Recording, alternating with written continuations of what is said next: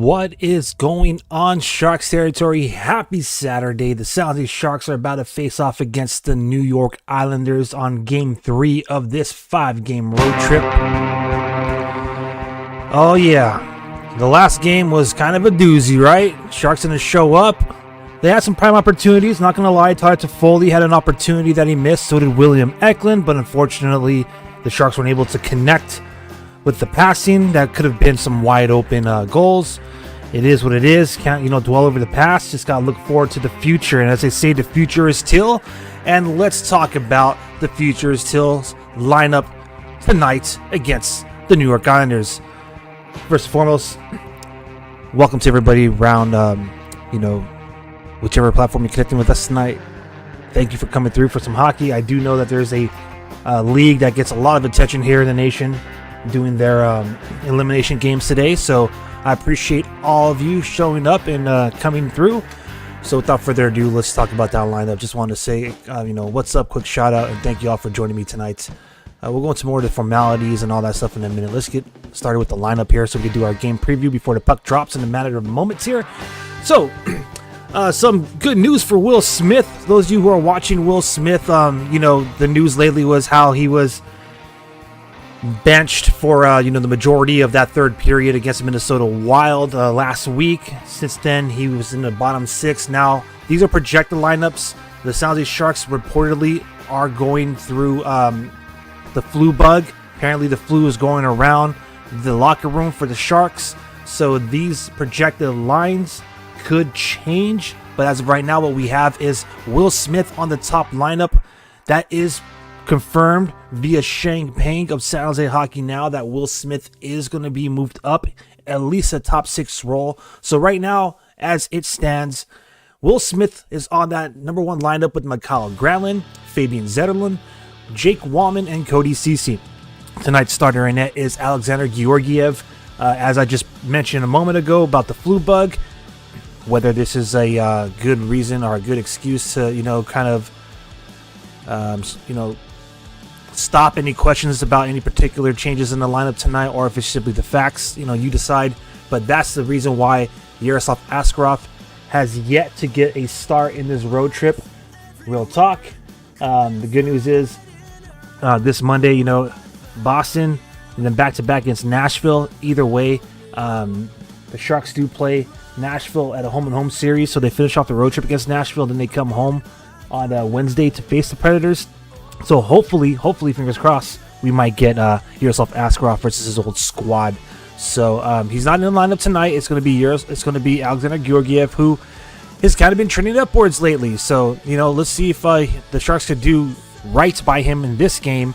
Last game definitely wasn't on him. It was the Sharks. The 18 skaters in front of him did not show up. So he's been trending upwards. And he's had some quality starts. His last consecutive calls in net. So let's go to the second lineup now. William Eklund, Macklin Celebrini, Tyler Toffoli. That 70s line is still intact. So, I know fans are happy about that. Mario Ferraro is right behind him. And Henry Thrun takes the spot of Timothy Liljegren tonight. I'm not too sure if Liljegren is one of the other fellows dealing with the bug. But nonetheless, Henry Thrun is back in the lineup. And he's getting some second defensive pairing minutes. Gotta love that. On that third line, you got Luke Cunnin, Alexander Wenberg, and Carl Grundstrom, Mark-Edouard Vlasic, and Jan Ruda. Grundstrom is in the lineup tonight, so that's what's up. Welcome back. Got a couple of guys, put back into the lineup tonight, so it's nice to see them get their turn, get their rotation. That fourth line is the same. It's intact. Barclay Goodrow, Nico Sturm, and Ty Dellandrea. Some noise was made earlier this morning from an article that was put out with Nico Sturm specifically talking about he wants a nice contract extension with some terms. So whether he signs with the San Jose Sharks or whoever his next squad is, he is on his contract year. He's looking for at least 3 to 4 years, given that the San Jose Sharks are in their rebuild, and the fact that we have plenty of talent in that pipeline. I think he's starting to anticipate that he may potentially be one of the trade targets coming up in the trade deadline, maybe even move before March. So nonetheless, he said that he's not going to pout about it. I'm just paraphrasing at this point. And he says he's going to play the game and he's going to be professional. Nico Sturm solid. I mean, it's the status quo, right? It goes without saying that anyone who's on a contract year right now, if they don't get an extension or if they don't have any talks with the front office, that more than likely they can anticipate being on the move in the trade deadline, or just pretty much not being re-signed. But got plenty of time to talk about that. Just like we have plenty of time to talk about the draft, so you won't hear too much about that, at least on this program tonight. All right, so that right there is your lineup, your projected lineup, at least for the San Jose Sharks facing off against the New York Islanders tonight. The San Jose Sharks are playing in their 50th game all time against the New York Islanders. 50th game tonight all time against the New York Islanders, and the Sharks' record all time is 23-23-3 against the Isles. So slightly above 500. So you gotta like your chances now in this venue, in this specific venue, the newest venue in Elmont, New York, the UBS Arena, home of the New York Islanders. This is the Sharks' fourth all-time game at that arena, and on the rink in Elmont, New York, the Sharks are 2-1-0. So you gotta love it, right? May the odds ever be in our favor.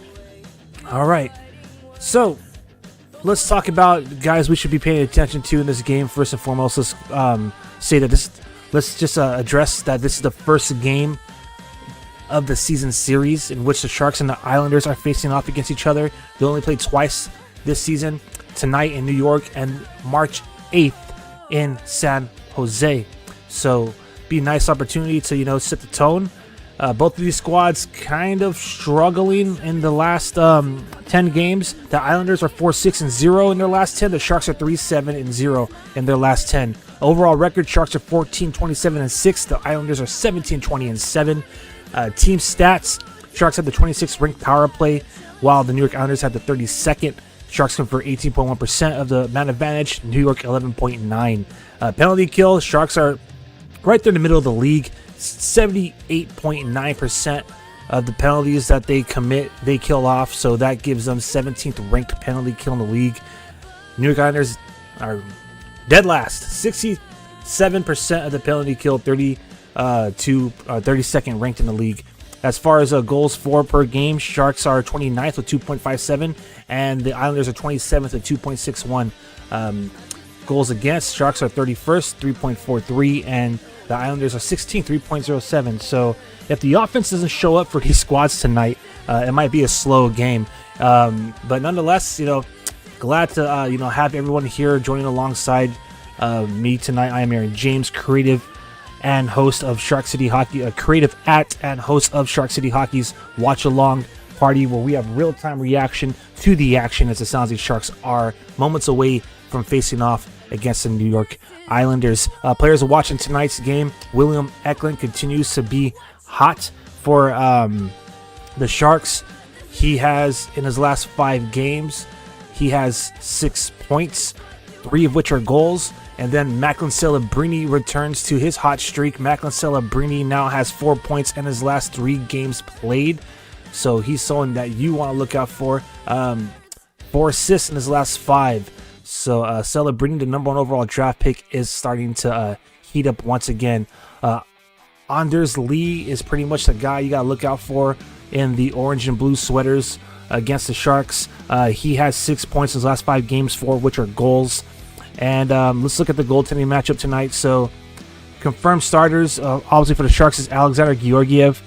And for the New York Islanders is Marcus Hogberg.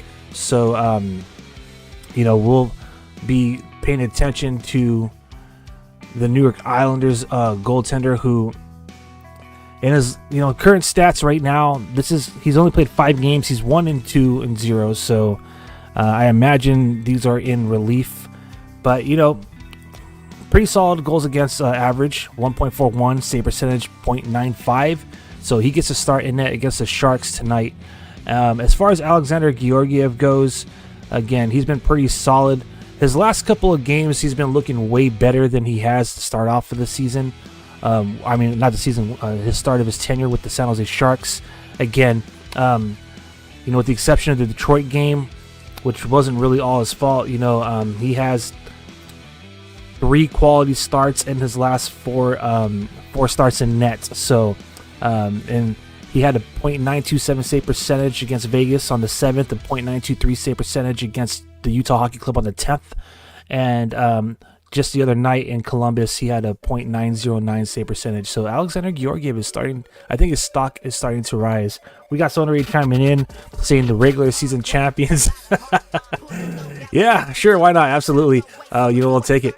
And on that note, let's just remind everybody, whether you're watching, whichever platform you're joining us on tonight, you could be a part of the conversation by dropping a chat. So with that being said, let's start off with our first props. Let me know where you're watching from, specifically who you're going for. If you're going for the San Jose Sharks, go ahead and type SJ in the chat, or if you're going for the New York Islanders, type NYI. And, let's have some fun on this Saturday edition of San Jose Sharks hockey. All right. What else do we got for you tonight before the game begins? Let's see. We went through our run-through already, our rundown. I think that's just about it. Might as well start doing the shameless plugs here. If you haven't done so already, please consider subscribing to our YouTube channel. We are on, we're on a roll here. Thanks to all of you out there. So if you have already, I want to say thank you for your primary assist in helping Shark City achieve its goal of 1,000 subscribers on YouTube. As far as the rest of our social channels, you can find us on X/Twitter. You can find us on Instagram, on TikTok. Every now and then you can find us, on Reddit and also on Twitch. But our home of our content, pardon me, as I had to think and pause there for a minute. But the home of our content is specifically on Instagram. So you can find us across the board at Shark City Hockey, on Facebook, Shark City Hockey Club, on Reddit, Shark City Hockey Fix. All right, so real quick shout out to everybody on X. Thank you. We're striving toward 2,100 followers on X, so a majority of y'all love to join us here on that platform. If you haven't followed already, please do so. And if you're watching us on the platform, double tap that screen so all the other fellow hockey fans that are joining you tonight can see all the love that you have for your squad here. And thank you to our Instagram community. We officially got 6,300 followers today, so you guys are amazing. Thank you for being so jawsome. And TikTok, you guys are coming through as well. I appreciate it. Just got notified today that one of our recent posts got 1.8k views. So you all, continue to keep showing the love. Really appreciate it. Some things, positive things to build upon, as the Sharks are definitely starting to, trend towards maybe playing for draft position. Again, we still got a couple of months ahead of us, but when you got veterans talking about potentially being traded, and when you have, you have the Four Nations face-off just around the corner, and then the trade deadline following that, I imagine it's going to be that time where we're going to start to, maybe shift our focus on where the Sharks will land, in the draft. You know what I'm saying? So, all right. Game is about to be going down here shortly. So again, let me know who you got in the chat, and let's get ready to tilt together, fam. Let's go.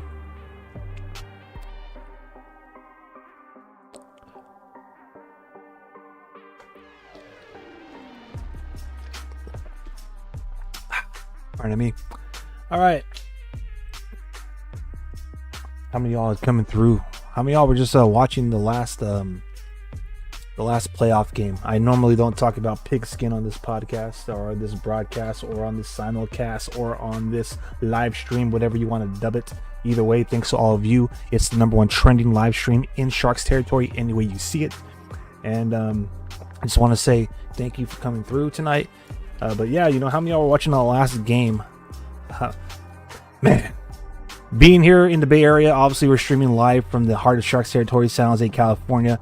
It goes without saying that I personally am a red and gold fan, as in the 49ers. So when I see the other red and they try to call them red and gold, to me they're red and yellow. But when I see the other squad who's had our number in the big game for the last couple of seasons, be assisted by the 12th man that they have on their team, who usually wears black and white stripes, it's a little frustrating, but what can you expect? Anyways,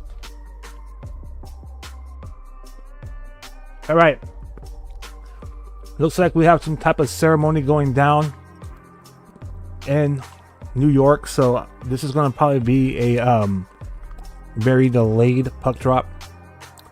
I don't mean any disrespect for, the honorary ceremony that they have going down, but I just want you all to know that, this face-off, the puck should have been dropped around 4:30, but considering that 4:30 local time, San Jose time, but considering that, they got this whole ceremony thing going on, it looks like we were probably going to get a puck drop closer to 5 o'clock. I mean, 20 minutes is a long time, but I imagine it's going to take at least 10 plus minutes, whatever they got going on. Let me chime in right here really quick.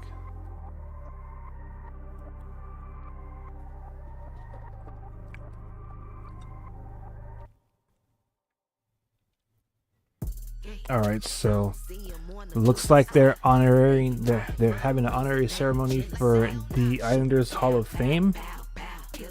So looks like they're gonna have a painting or some kind of artwork unveiled. They're honoring him. Looks like we got a bunch of people lined up. I don't know if everyone's gonna have a speech, but New York Islanders honoring one of their former players, recognizing his historic contributions to their franchise.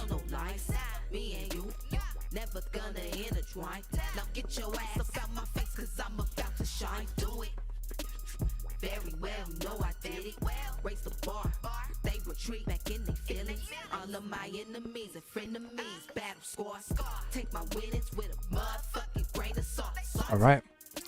Looks like we're gonna be on standby for a minute, which is all good.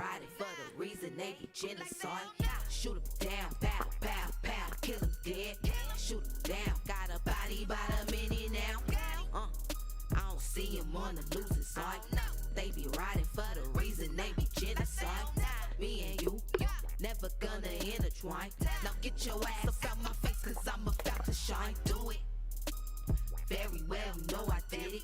Raise the bar, they retreat back in their feelings. All of my enemies and frenemies, battle scars.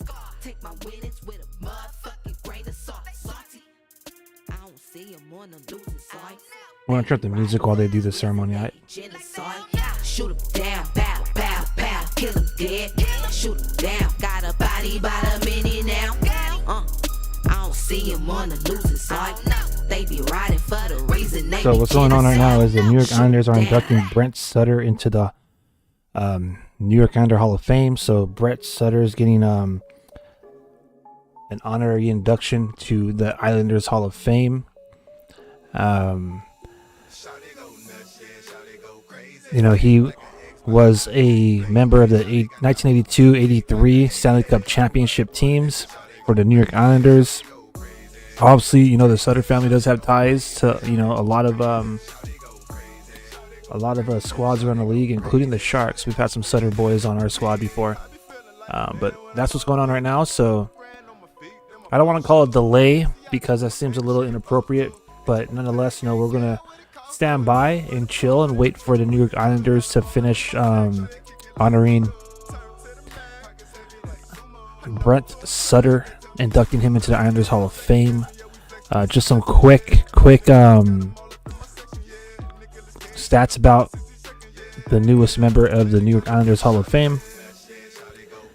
Brent Sutter was drafted 17th overall by the Islanders in 1980 NHL entry draft and played 12 seasons for the organization. Through 694 games, the center totaled 610 points, 287 goals, and 323 assists, which is 6th all-time in franchise history. He won the Stanley Cup, as I mentioned just a moment ago, in 82-83 with the Islanders, and ranks in top 10 in Islanders history in even strength points, 9th all-time with 417, even strength goals, 9th all-time with the 185 game-winning goals, 10th all-time with 37 power play points, 8th all-time with 176 power play goals, 5th all-time with 90 and shorthanded goals, 8th all-time with 12. Those stats are via New York Islanders webpage NHL.com/Islanders. But yeah, so congratulations, Hall of Fame night going down right now in New York, and they're inducting Brent Sutter. He's the 16th inductee into the Islanders Hall of Fame. So That ceremony is going down right now, which means we have plenty of time to hear from y'all out there. Who are you going for? Who are you going for? You going for New York or you going for San Jose Sharks? What's it gonna be? What's it gonna be? You let me know right now in the chat.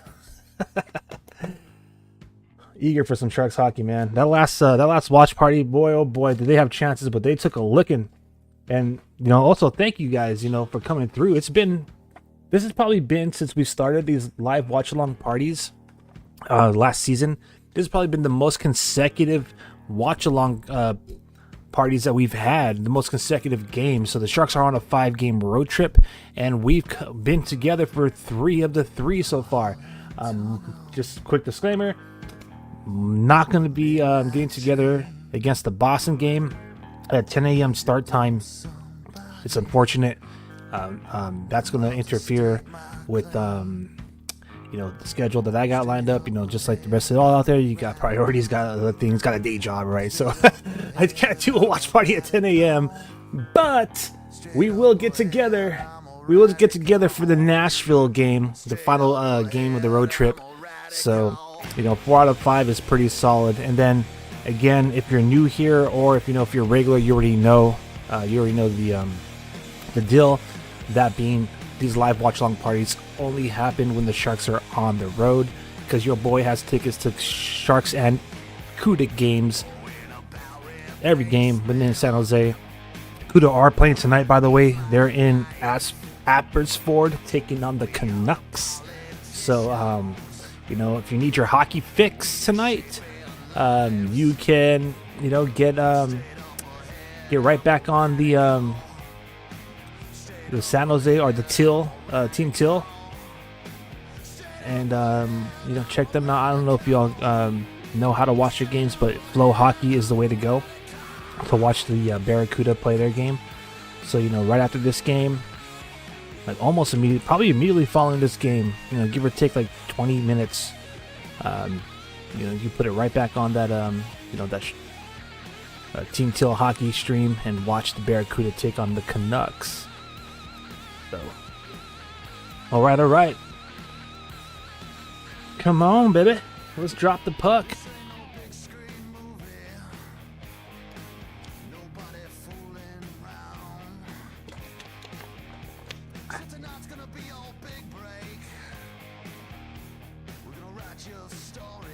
All right, want to turn up the music. The fact that the home broadcast is back at the boys in the studio chopping it up, chances are that it's going to be in minutes. So let's just kick it. Out to the deserts of El Paso. That's where I had my revolution. Come on, quiet revolution. So many revolutionary destinations.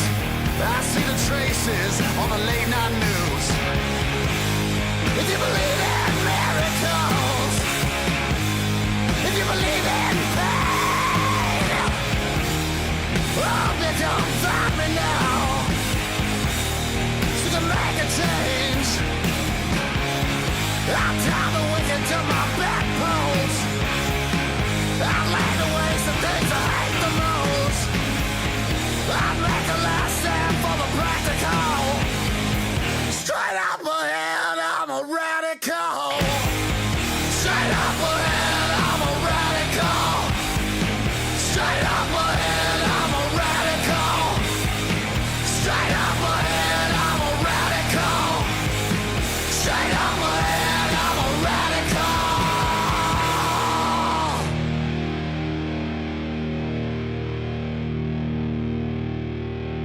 Boy, oh boy, I don't know who's having a tougher time with the filibusters here, the broadcast team or myself. There's so much extra time. So it is what it is, baby. It's all good. That's why it's called a watch party. Let me all know where you're chiming in from today as we patiently or anxiously await puck drop here.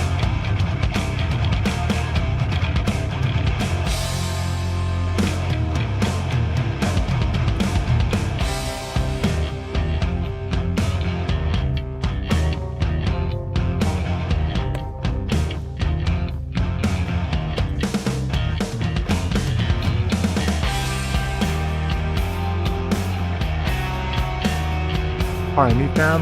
Grubbing up. Might as well grub up now.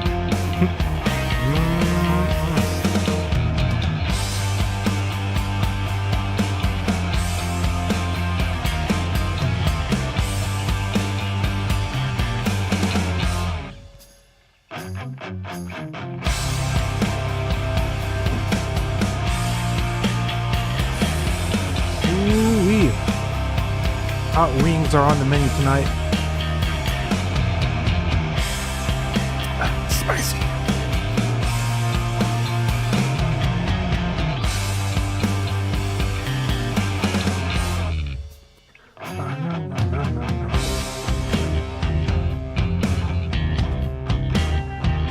Ooh-wee, that is spicy. My goodness, only one wing and it's already tapping me out.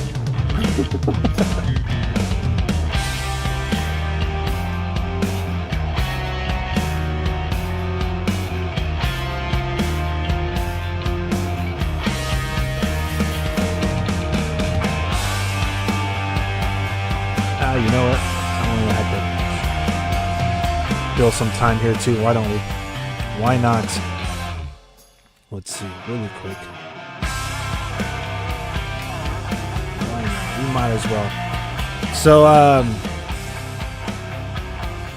I think the saying goes, you know, viral, hit tweet. I don't call them tweets anymore because they're called posts. It's X no longer Twitter. Sorry, fam, if you are into that. You know, if you haven't got over Twitter. So yeah, let's just have some fun. Might as well. We got some time here, so let's just have some fun. Let's do it, huh? All right. First and foremost, I want to say a quick shout out to everybody from around X who blew our recent concept. You know, made it go viral, as they say. So let me share that with all of you in case you haven't had a chance to see it, wherever you're chiming in from. I only posted this one exclusively on X, so I can imagine that you know, majority of you probably did not see it. But this right here was actually a design that I shared back in November of 2023. So to my surprise, the fact that it was that became such a hit like a year later was kind of cool. Like I kind of reshared it because I noticed that the NHL had let me fix that view for you there really quick. I noticed the NHL had released their Stadium Series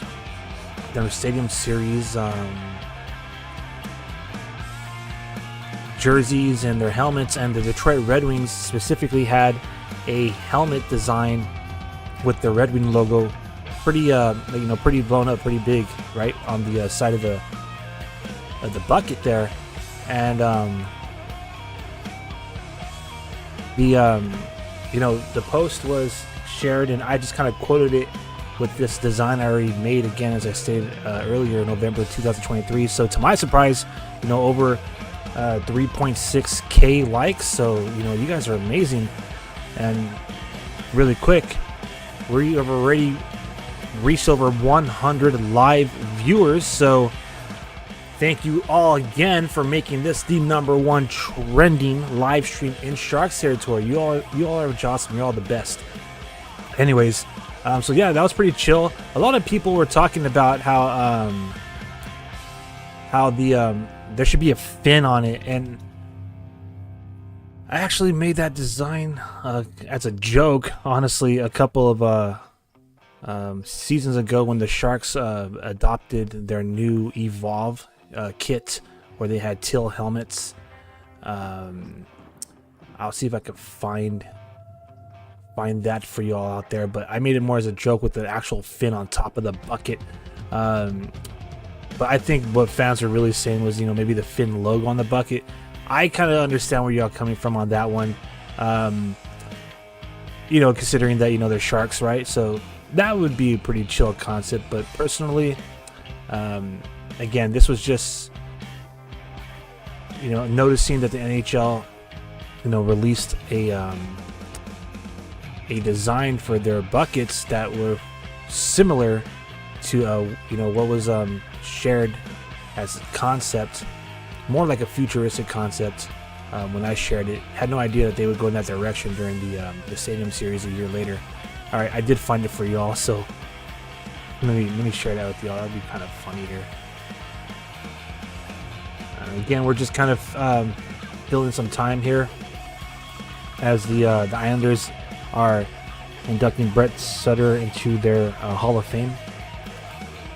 So here was the Finn helmet I did as a joke, but I noticed a lot of people on X were saying, "Oh, put a Finn on top of it." So again, this was done over my bad. Let me correct that for y'all there. There it is. Boom. This was done over a year ago. Let me see it. This one specifically was over 2 years ago. So this was in July of 2022. So that was a joke. Again, I made this one right around the time the Sharks were about to announce their Evolve jerseys here. Going over to the Evolve jerseys. Ironically enough, when I made this post, and a lot of times what you'll find at Shark City Hockey, the content, and again, if you want to see most of this content, the home of our content is usually on Instagram. The home of our live streams is all the other platforms you're joining me tonight, which thank you. But long story short is, you'll find that we celebrate, we cheer, and we chirp the Sharks. We have fun. So that was in July 2022, and this right here was in November 2023. But yeah, thank you all. But wouldn't that be kind of cool concept though? I don't understand. People are saying it looks like the shark head is biting a blunt. Come on, people. You shouldn't be telling on yourselves like that on the internet. Anyways, I don't see it, but I think that would be pretty chill. Or maybe, as they call it, Screaming Shark. I think that's the popular name that the fans have dubbed. Maybe that on the helmet would be pretty chill. In fact, I have a concept jersey coming up, a couple of concept jerseys coming up for Stadium Series, so be on the lookout for that. So, one more thing I want to share with y'all, just for giggles here, is the last game, Mario Ferraro made waves for his flow. His hair was looking pretty dope, so posted that today. He inspired me, giving me some Bob Ross vibes. Rest in peace, and God rest his soul, Bob Ross. But let's add some happy tanking. Now you all know the San Jose Sharks don't make mistakes; they just have happy accidents. Hopefully not tonight against the Islanders, but Mario Ferraro, bro, nice flow, brother, nice flow. Anyways, kind of happy that this game is taking some time to start. Get an opportunity to chill and mess around with y'all. Anyways, let me just get rid of all these. We're playing the noise. Alright, so again, if you want to be on top of all of our content, you could do so by following us at Shark City Hockey. The home of all of our content is on our Instagram.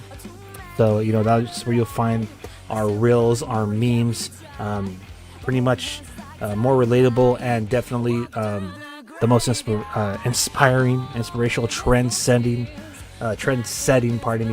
content in Sharks territory. So, if you need some more hockey fix, follow us on Instagram. All right, we're gonna turn up the music a little bit more, as I predicted. I didn't think it was gonna take 20 minutes, but it looks like it will. Looks like face-off will probably go down definitely around 5 o'clock this time. San Jose time. So turn up the music, go to jam together while y'all chilling. Feel free to talk amongst yourself. Feel free to drop a comment, ask questions.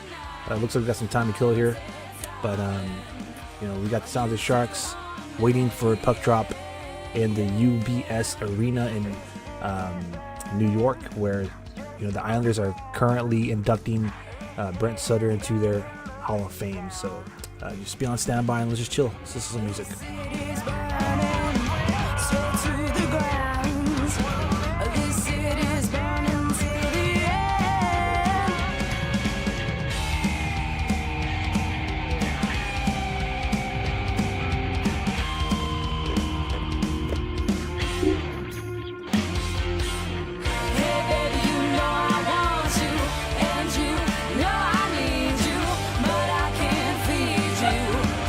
I used to harm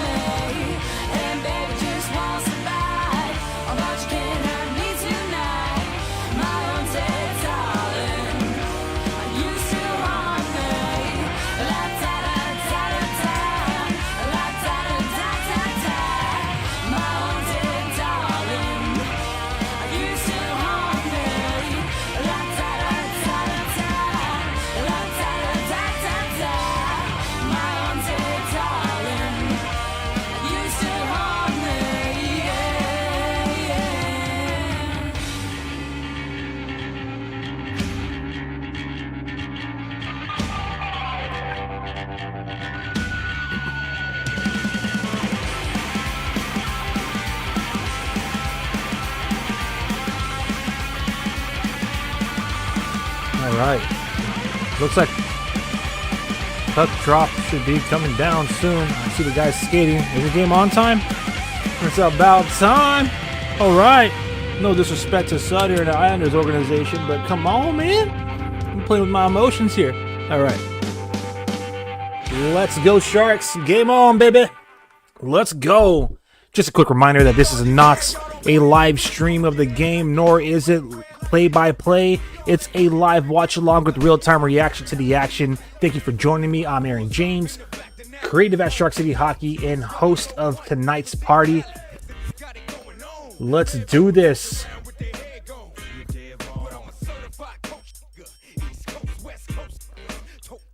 All right. Will Smith is on that first lineup.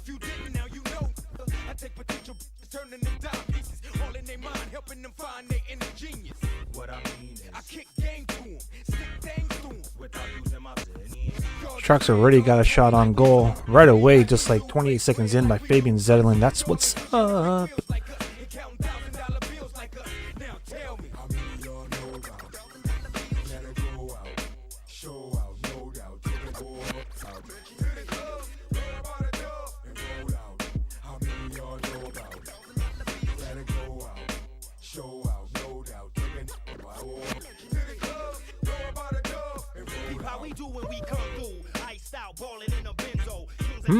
Interesting. All right, so it looks like Tyler Toffoli isn't available for the game, so that 70s line is not intact, as I reported at the top of the stream.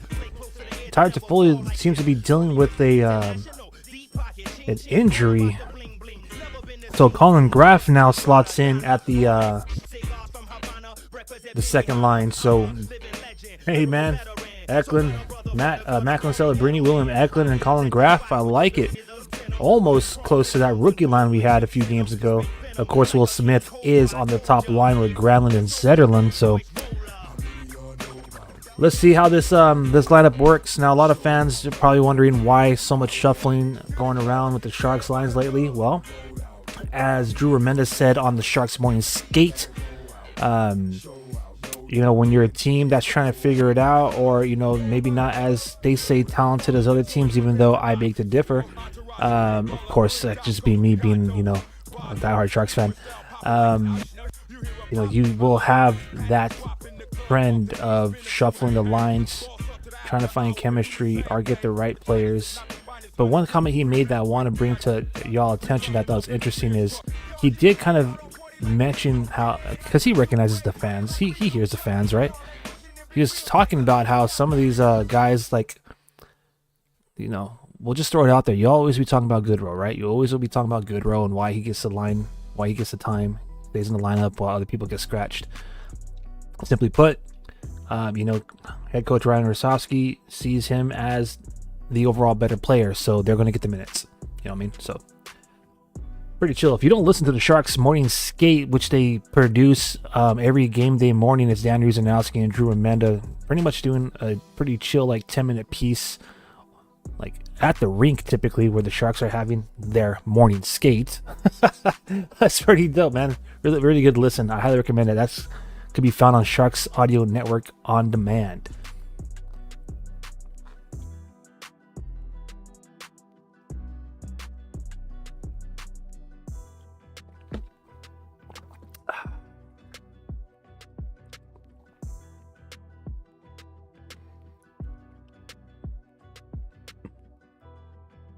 All right, so far, just kind of back and forth. Both teams trying to fill each other out. Again,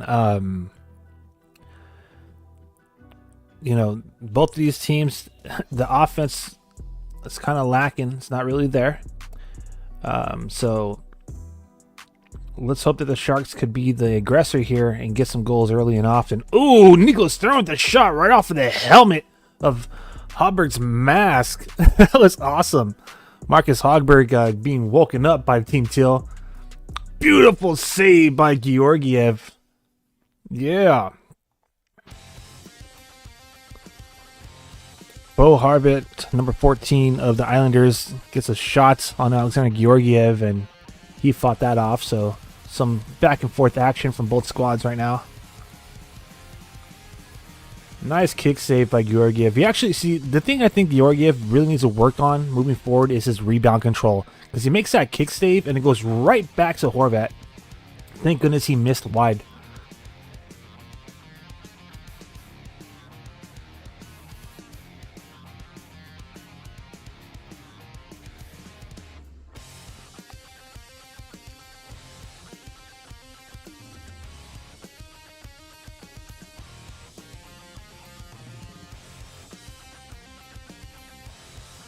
All right, here we go.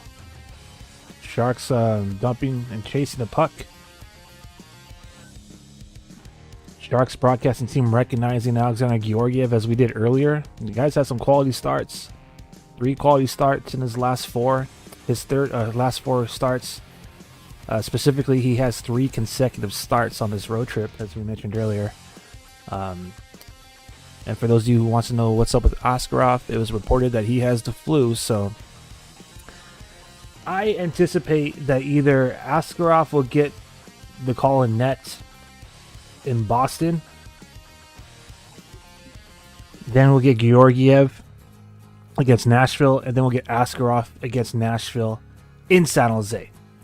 Even though I think we all want to see Askarov against Nashville in Nashville, something just tells me that Georgiev will get a night off. Or the morning off, rather, in Boston. This is a 10 a.m. Puck drop next time the Sharks play on Monday. So Monday morning hockey for us in Sharks territory over here in San Jose, California. Was that East Coast? Like 1 o'clock, so either way, matinee game, right? Ooh, Sharks do not clear the zone there. Good stop by Georgiev, man. Stood up and made that save. All right.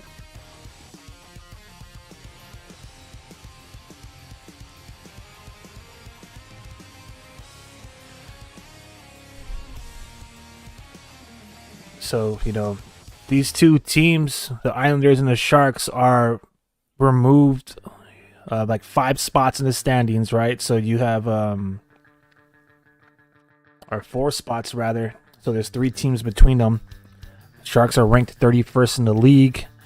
New York Islanders are the 27th ranked team in the league.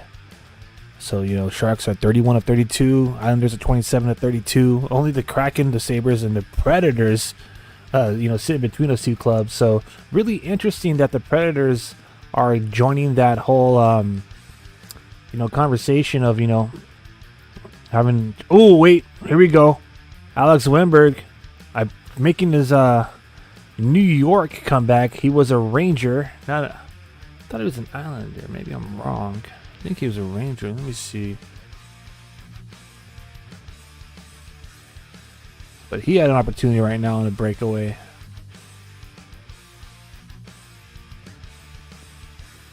Yep, former Ranger. So not quite the homecoming, but he's back here in Empire State. Oh, Ferraro was pinching and they try to center it to him. Sharks still have some sustained pressure. The second line for the San Jose Sharks. Well, third line. It looks like Colin Graff. Either he's stuck on a line change or he's doing double duty because Tyler Toffoli was not, last minute, not taking out a lineup. I see him out there at Wennberg, which was his original assignment, if I'm not mistaken. I don't know. Spin the wheel. The lineup's all over tonight.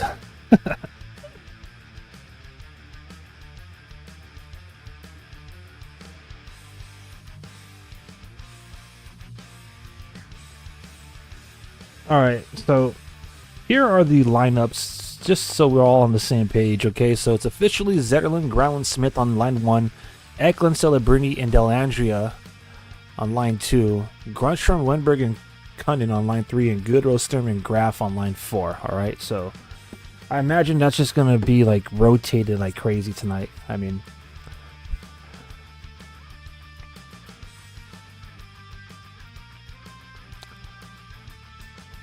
all right, let's go.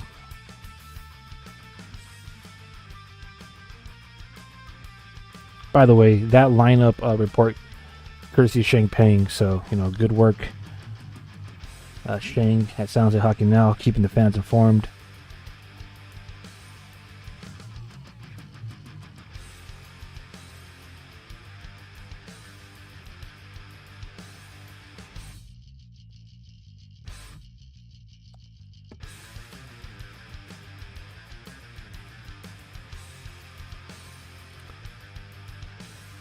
All right, let's go, baby. When's the last time we had a shot on goal here?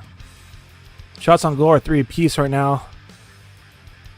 It's been a little bit over 2 minutes since Henry Thrun put one on Marcus Hogberg. Last shot on goal for the New York Islanders was Brock Nelson at 15:35, so they're going on 3 minutes. Pressure's there.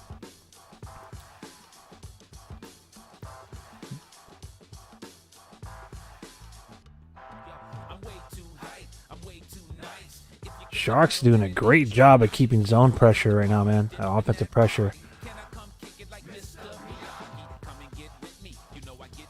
Ooh, that was some good skills and skating showing off by, out of all people, Mario Ferraro. Some great back skating right there in his own zone by the blue line.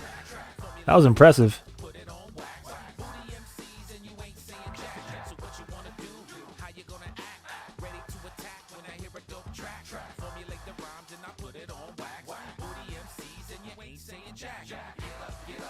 All right, 6 minutes have passed in this first period, and right now we're love 0-0 both squads. Ooh, nice steal. Wenberg is he looks like he's a player to watch tonight. He looks very determined. Almost another opportunity to go one-on-one with the goalie. Ooh, Wenberg had another. Speaking of which, almost had another opportunity for a breakaway, but he is headed to the bench for a line change. Wenberg might be due for one tonight, fam.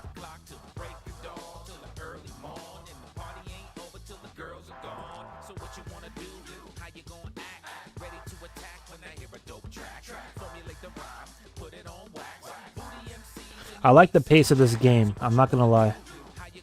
I imagine they're gonna let these guys play too, considering that it took about 30 minutes to actually drop the puck from the scheduled opening face-off. So I don't anticipate a lot of TV timeouts, but we'll see. Oh man, they got Georgiev scrambling low, but they're waving it off, baby. Yeah. No goal so far, so Georgiev made an initial save. He was low, and then they shot it over his shoulder while he was down. I gotta see why they're saying it's a no goal. So Georgiev makes a save. Oh yeah, he was definitely interfered with. Definitely interfered with. His left leg gets kicked out from him as the shot is being taken. So Mark Gacom makes a move on Georgiev. Georgiev kicks it, leaves that nasty rebound as he usually does. It was buried over his shoulder, but as the shot was being taken, he was interfered with. He was interfered with. So, 0-0 still, baby. Gotta love it. Gotta love it. We'll take it.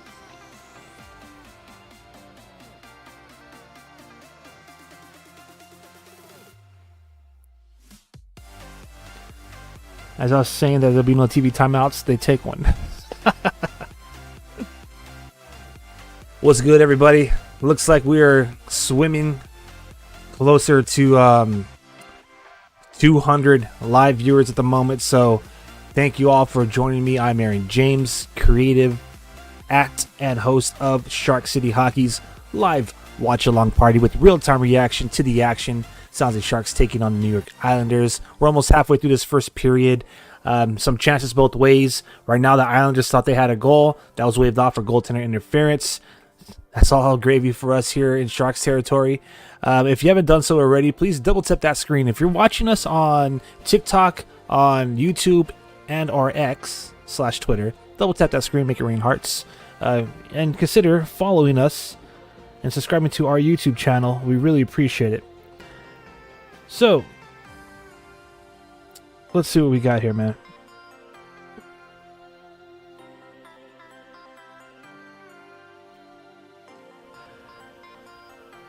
We got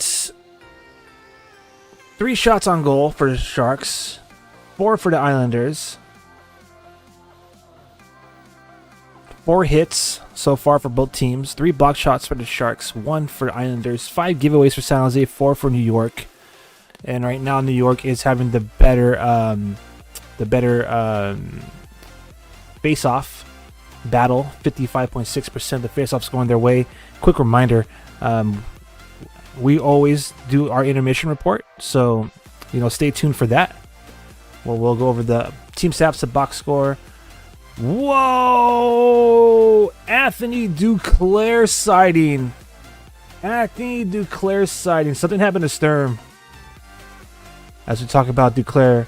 But Anthony Duclair, haircut and shaven, per the Sharks broadcasting team, Drew Remenda and Randy Hahn.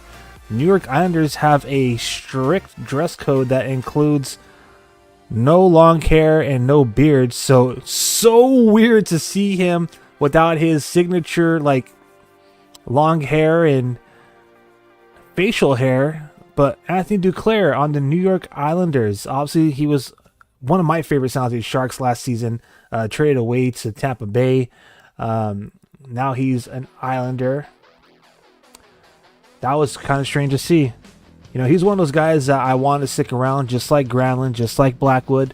Obviously Blackwood and and Duclair are gone. We'll see what happens with Granlund. Granlund wants to stay in San Jose, like McKenzie, but Mackenzie Blackwood has been outstanding for the Avalanche. Winning 9 of his last 12 or 13 games. Hasn't surrendered more than 2 goals a game. Got his money bag, $5 million AAV. So happy for the guy. But that post NHL had the other day almost triggered me. Just kidding. But yeah. Back to the San Jose Sharks here. We're already halfway through the first period. Finish up my train of thought earlier. Thank you all for joining me here. I'm tripping, dude. Anthony Duclair looks so strange without his hair and his beard, man. That'd be like seeing Joe Thornton with no beardless, which we've had before. But can you imagine Joe Thornton going to a team and they're like, "You got to shave that beard, man"? Anyways, that's crazy. Great save by Georgiev. Man, I almost had a tongue twister trying to get that out.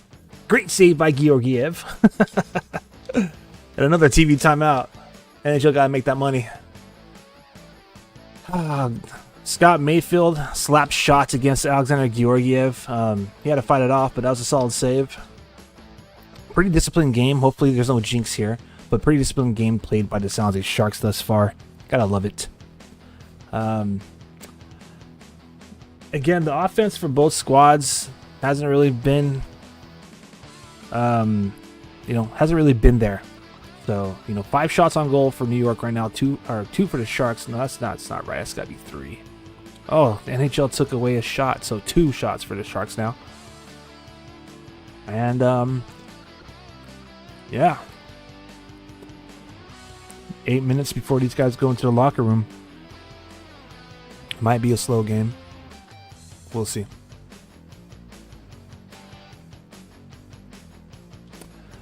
So, what I was trying to say earlier before I got starstruck by Anthony Duclair.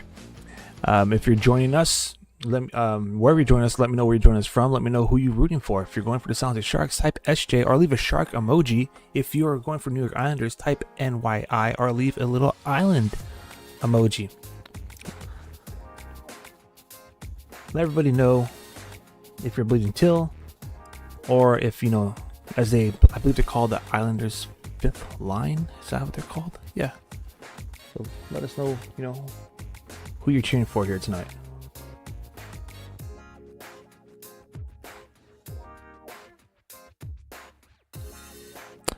All right, looks like we're about to have game on. Thank goodness. used to the second period starting at this time already. So let's go.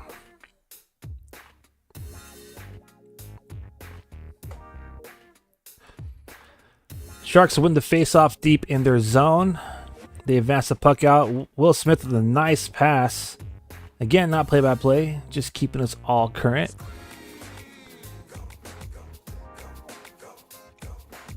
You got Granlund, Zetterlund, and Smith out there right now. A lot of dump and chase hockey. Oh, there's an opportunity for Smith, but he can't get to that puck in the slot.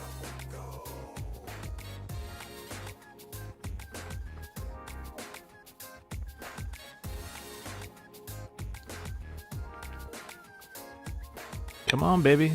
Get the puck. Ferraro is... Wow, man. He's showing off his skating today. That's the second time he kind of like hit the brakes and skated backwards all in one motion. That was clean. That pass, however, was not. Mario Ferraro practically creates a turnover in his slot.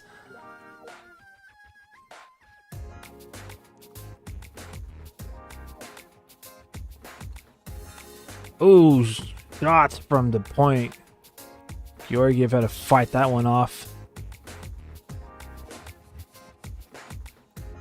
There we go. Ooh, Pickles absorbed a hit, but he does advance the puck up to his teammates. Here comes Goodrow now. Ah, my bad. He shot it. It was kind of there's not too much zip on that one. Not enough mustard. It just gets gloved down by New York Islanders. Pardon me, netminder Marcus Hogberg.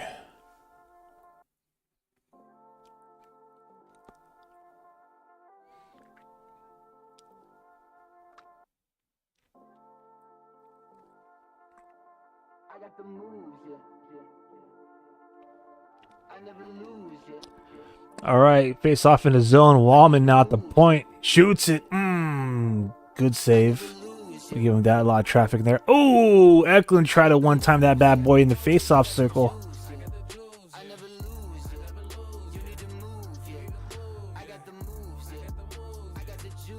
Oh, good job, Celebrini, man. Oh, a leading pass. One-on-one opportunity. Good back checking by Jake Wallman. But the pressure's still on. Islanders having their way, kind of threading that puck through the Sharks' defense. Eklund gets possession of it. I imagine the Sharks are going to do a line change, and they do. Wow, what an opportunity for a one-on-one breakaway. But Jake Wallman, dude, excellent effort. Breaks up that opportunity with the back check. Good save. Georgiev's solid right now, so shots are 5 apiece according to the broadcast. So it looks like 5-6 according to NHL official stats. But some good back checking from Jake Wallman, and prior to that, Macklin Celebrini, same thing. He prevented a zone entry from the New York Islanders at the blue line. So, you know, that has pretty much been the style of this game being played by both teams right now. Defensively, you know, like stretch passes to break out of the offensive zone, and defensively having to skate back and back check and prevent, or disrupt the attack rather. So, and the style of which this game is being played, it's bound to, have a goal scored soon.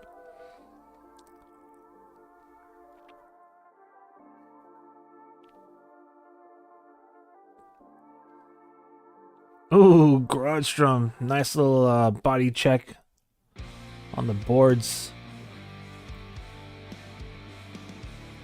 All right, we're entering we're in the 15th minute of this period, so it's about 5 minutes remaining in the first period here.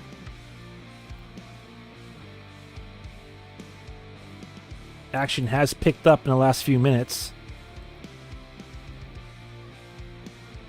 making for some exciting hockey.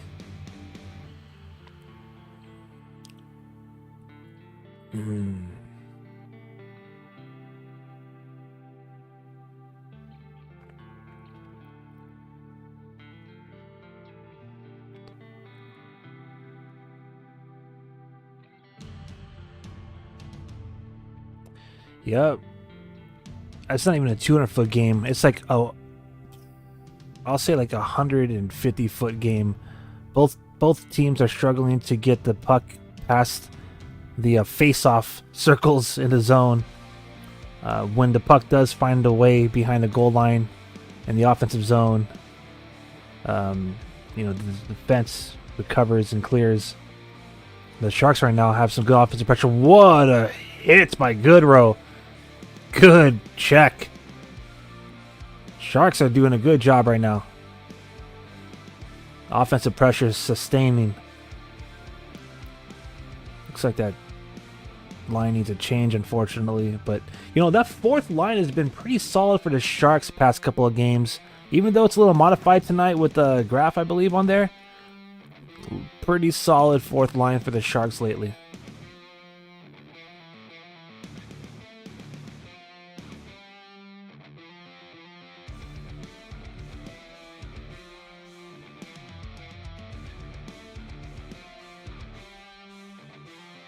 Oh, we got a penalty to the San Jose. Damn it. Looks like Ty Dellandrea is getting called here. I don't know what for. We'll find out in a second. But nonetheless, it's time to go to work for the San Jose Sharks. Sharks are going to be on a penalty kill. So, type any kind of work emoji in the chat, because that's exactly what the Sharks got to do. Time to go to work. Type defend, type PK, whatever you want to say. Right now, San Jose Sharks are down a man.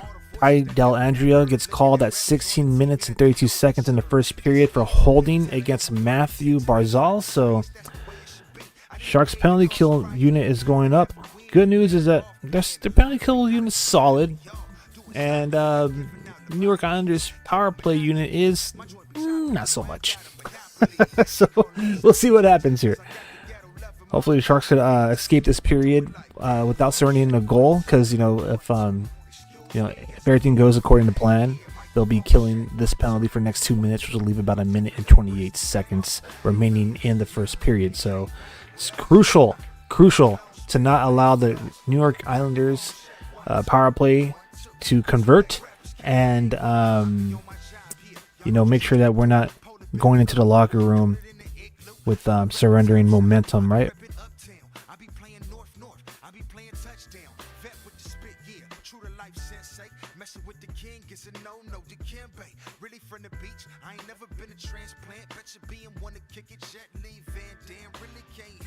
So earlier when I was talking about Sturm looking a little shooken up, Curtis Pashelka from the Mercury News reported on X/Twitter that it looks like he took a stick to the face off of the face-off. So that was what happened to him. I did see him kind of grabbing the chiclets, but I imagine he'll be all right. Nonetheless, sounds like Sharks are on the PK. So let's go, Sharks. Got to kill off this power play. Again, the 32nd ranked power play. So I thought it was 31st. The home broadcast is saying it's 32nd. Things may have changed as there's other games going on tonight, which we will cover in our intermission report. We'll take a look around the league. But nonetheless, Sharks down a man. Ty Dellandrea gets called for holding 16 minutes and 32 seconds into the first period. Good play by Colin Graff. Sharks cleared the zone, baby.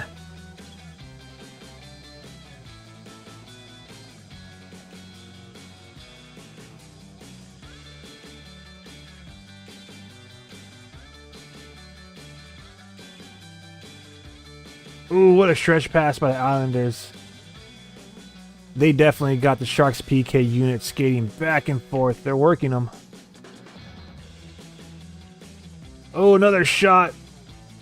Oh, where is it at? Fans reacting like it's loose. Georgiev finally makes the cover. Anders Lee shot probably more dangerous than it need to be.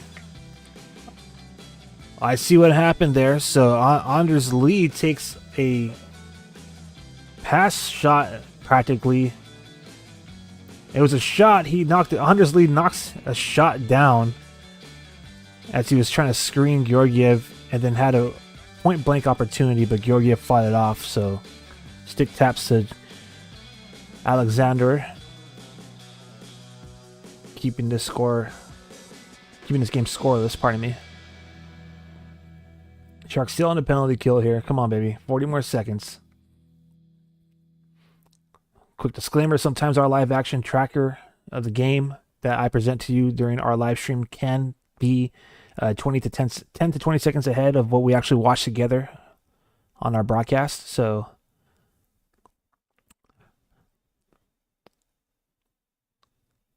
let's go.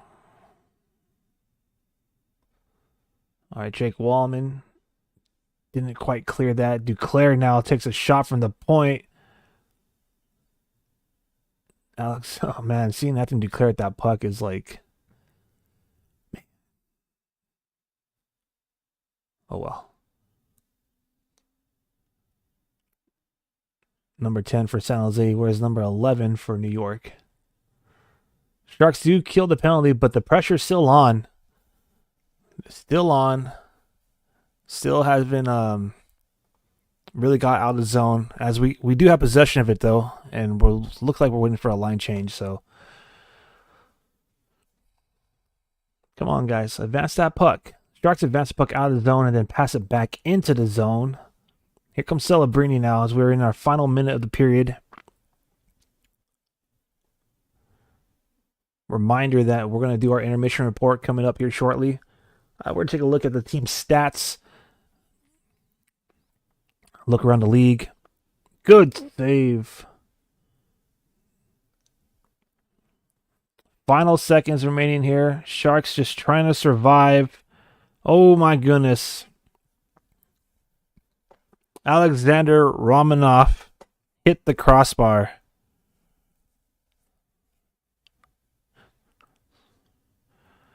Ooh-wee. That was that was close to being the goal. But thank goodness the San Jose Sharks are going to survive this period. And it's 0-0 after 1. All right, let's get the music back going up. Why don't we? Let's do an intermission report here. Yeah. All right, what's up, everybody? I'm Aaron James. Welcome to the live watch-along party with real-time reaction to the actions the San Jose Sharks are taking on the New York Islanders. It's 0-0 after 1. So, you know, pretty solid performance by the club. Almost surrendered a goal, just with 33 seconds left in that period.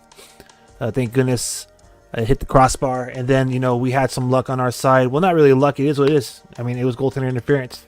So the New York Islanders thought they would up 1-0 early, but that was waved off for goaltender interference. So it's been pretty entertaining game. That last power play, the New York Islanders, the momentum started swinging their way, and they started kind of skate away with it. They started getting more opportunities, more shots on goal. So, but before that, it was pretty tightly contested. So let's talk about what we can in a scoreless first period. All right, so let's take first a look at these team stats after 1 period. Again, it was a tighter, the shots on goal, the game was a little bit tightly contested, more than what the stats suggest. However, with Ty Dellandrea taking that penalty with less than 4 minutes remaining, the power play unit definitely started pouring on the shots, and then after the Sharks killed that penalty, the pressure still remained. So that's where it started to get a little bit lopsided, and the eyes started to tilt in favor of Islanders. So shots on goal for the New York Islanders is 10. San Jose Sharks 4. Let's see exactly who took those shots for Los Tiburones.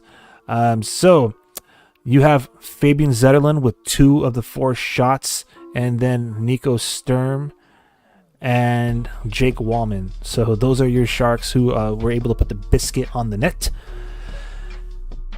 The face-off percentage is right now all in favor of New York Islanders. They have 57.1% of the face-offs won. We're just going to say 57% rounded down, and let's dive into that, why don't we? The San Jose Sharks collectively as a team have won 6 out of 14 of the face-offs. That's 43%. We're going to round up for them. So an even strength in the offensive zone, 2 for 2, 100% were won by San Jose. In the defensive zone, so on even strength, looks like even while shorthanded, they're struggling. So in the defensive zone, in the Sharks' own zone, they've only won 3 out of 7 of the faceoffs, 5 on 5, 0 for 2 on that penalty kill. So they're 3 for 9 in that first period in their own zone. In the neutral zone, kind of the same story, 1 for 3 for 33%. So 33% in the neutral zone in their own defensive zone. They've had 2 opportunities in the offensive zone. They're 100%. You like to see that. But nonetheless, the grand total collectively as a team, 6 for 14, 43% of faceoffs has gone their way. Now we're going to dive a little bit deeper as we usually do, and we're going to take a look at who is contributing to that faceoff win percentage. Nico Sturm is 2 for 2 tonight, 100%. Both of his faceoffs came on even strength in the offensive zone and in the neutral zone. So, 1 for 1 in both of those zones. 100% tonight, Nico Sturm after 1 period. Luke Kunin is 50%, 1 for 2. Both of his faceoffs came in the defensive zone, and it was both on even strength. So 50% of faceoffs are won by Luke Kunin. 50% of his faceoffs, are won. Alexander Wenberg has not won a faceoff yet. He's only taken 2, both in the defensive zone. 0 for 1, while even strength, and 0 for 1 on that penalty kill. So 0 for 2. Alexander Wenberg. Mikhail Granlund is 1 for 4. So Mikhail Granlund struggles in the faceoff die. He's been struggling lately. The last game, I was surprised, man. He was like the best. I think that he won like 73% of his faceoffs by the time the night was over.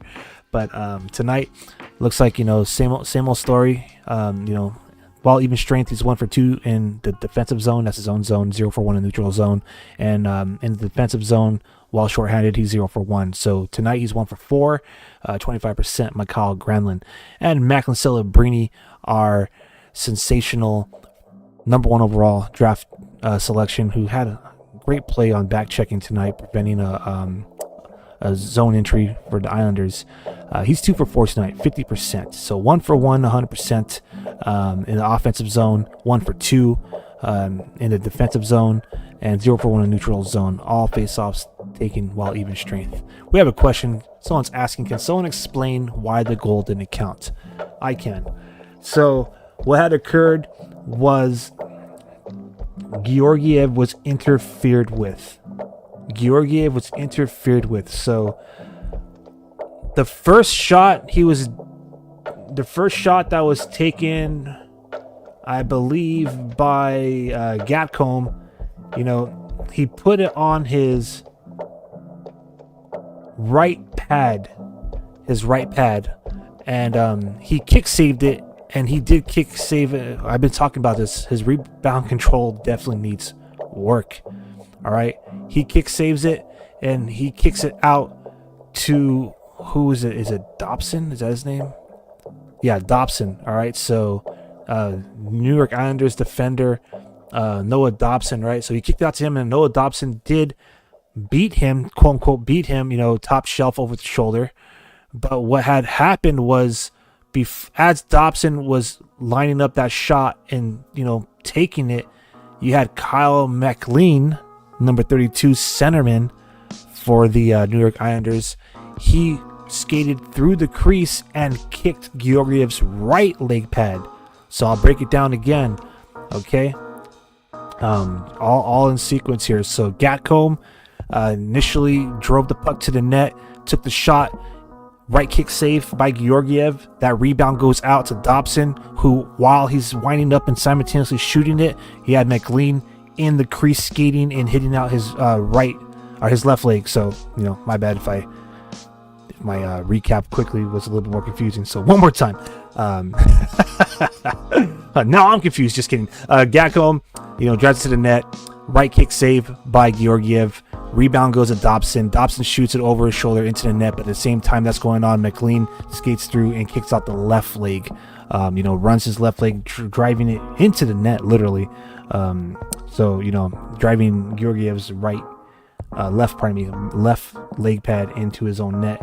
Therefore, goaltender interference. Hopefully that right there paints a clearer picture. And that's why we're 0-0. Actually, let's be real here. 33 seconds left in that game. Alexander Romanov of New York put a slap shot off of the crossbar. So could have easily been 1-0 again. Sometimes we need a little luck on our side, I guess, right? But yeah, that's pretty much why that did not count.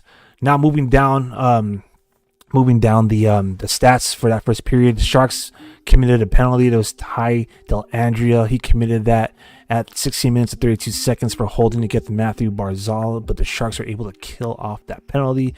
So not too surprising. I believe the Sharks have the 17th ranked penalty kill in the league, whereas the Islanders had the 31st ranked. I think that may have changed since there are games going on around the league, which we're about to look at in a moment here, because what I've seen the home broadcast is they said that the Islanders have the 32nd, which is the worst power play in the league. So Sharks are able to kill off those 2 penalty minutes.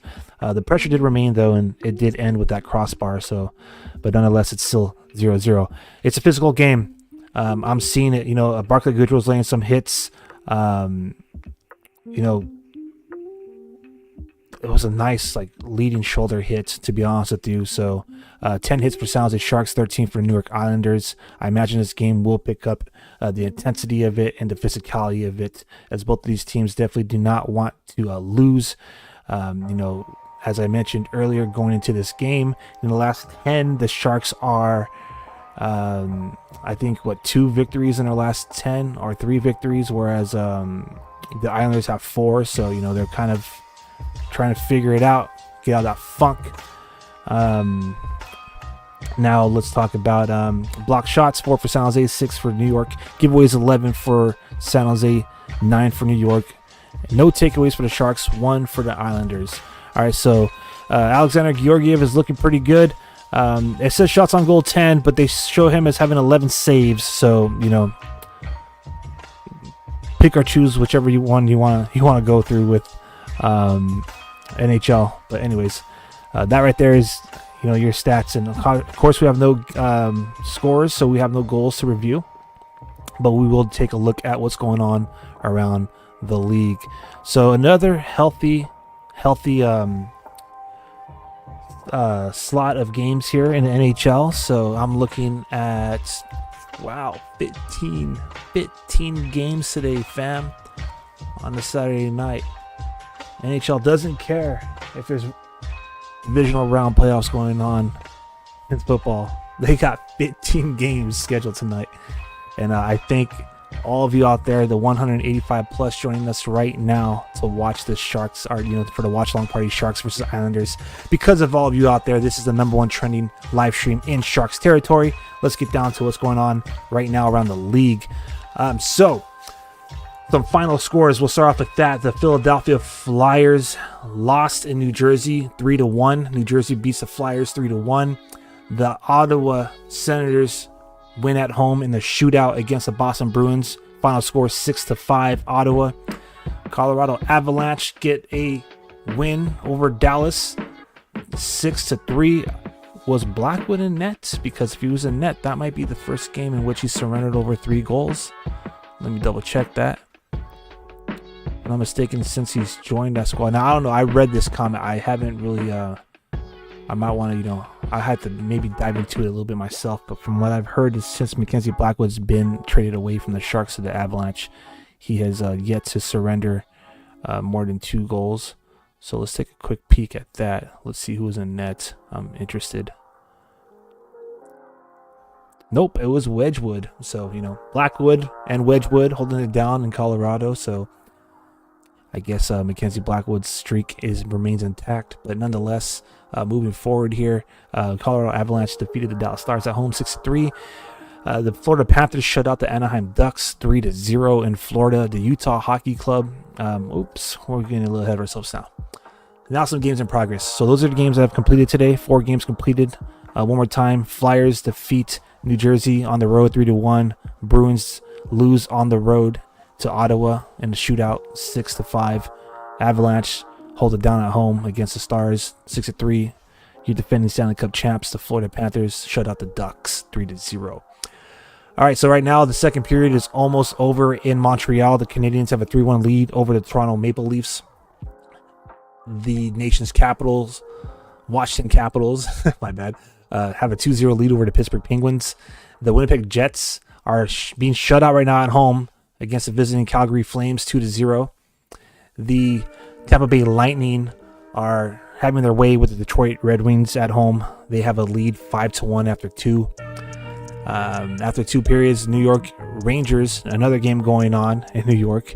They're in a tie, 0-0, Columbus Blue Jackets. So obviously after 1 period, this game, the other game in New York, the New York Islanders are 0-0 tie with the Sharks.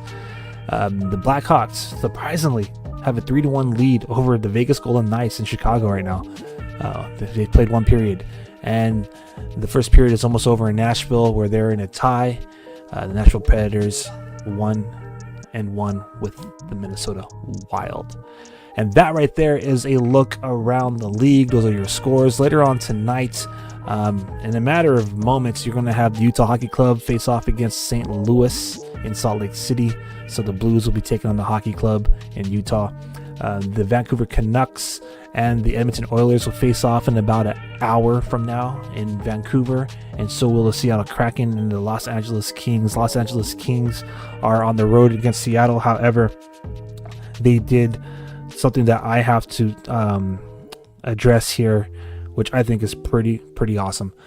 So the LA Kings had tweeted out an hour ago on X that they have repainted their center ice logo to honor the Los Angeles Fire Department. So the Crypto.com Arena center ice logo now has the Los Angeles Fire Department with a shield that says LA FD, and then inside that shield it says the Los Angeles Kings logo. So obviously that region, LA and Southern California, they're dealing with the wildfires right now, and our thoughts, our prayers are with the people of LA. In the world of sports, normally, here, especially in the Bay Area, we'll say things like beat LA, but during this time, we all like to come together. So I'm not going to tell you what to do or how to feel about the situation, but, if you feel like, donating, or if you feel like, helping out, a good place to start sometimes with your team. So for example, the San Jose Barracuda, they're having a drive. They're collecting just basic things. So, if you're local to San Jose and you want to help out, our fellow, Californians and our fellow people, they're having a donation drive that's going to go down on, or they had a donation drive, that went down. So, I'm pretty sure there's other ways to help out. So, nonetheless, just again,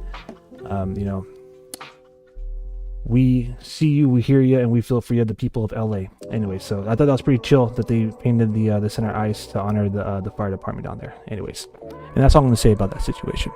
We're going to move on. All right, here's what we got going on about 1 minute before the puck drops in New York, as the San Jose Sharks are tied up 0-0 right now with the Islanders. So I'm going to turn up the music a little bit and chill for the next minute until the game is on.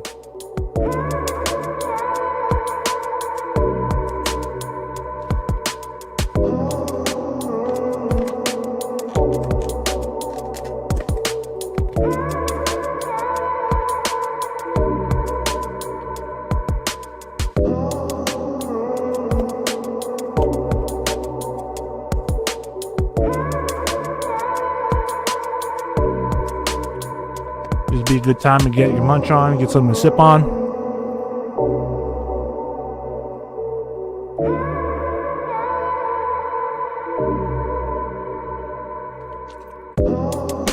You already know how I do. Love my big energy drinks.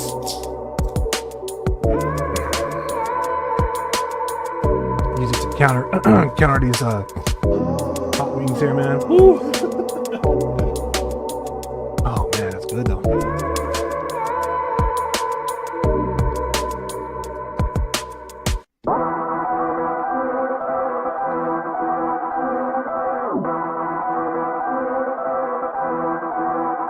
We got some people chiming in from TikTok, so pardon me.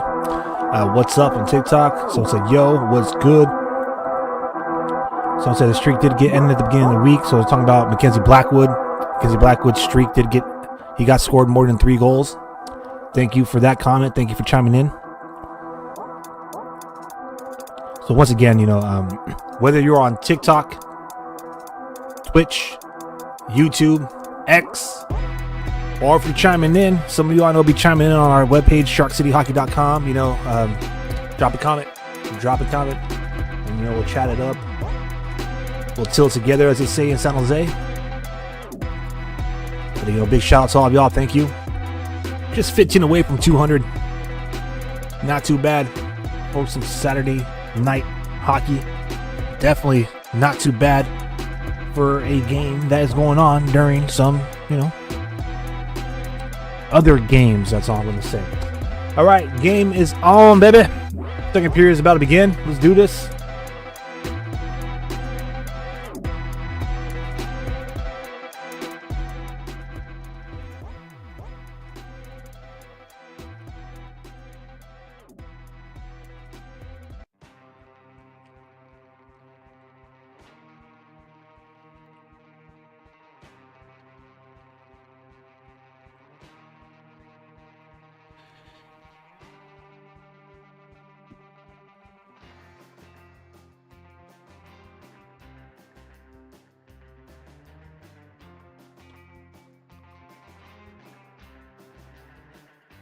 Oh, me. Okay. Georgiev is getting tested early. Early in the first. Already makes 2 saves, just 5 seconds apart. First, Bo Hovart, and then Anders Lee testing our goalie.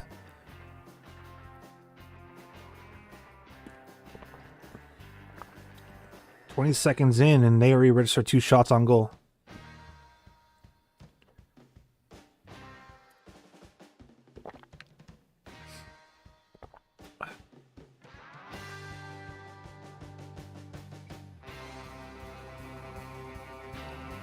Ooh, Delandria trying to hustle.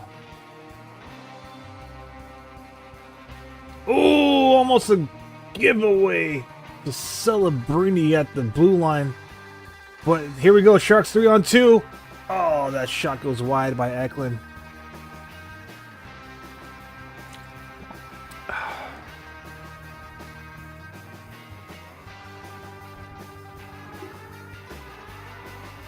Islanders are pressing, man.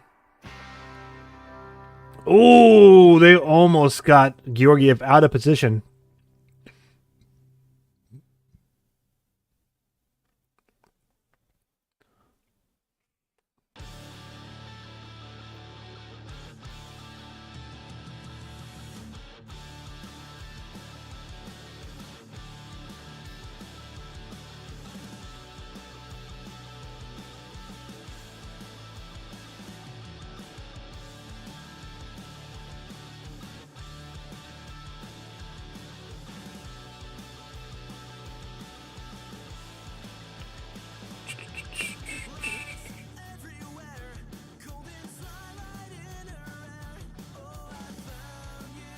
Wow.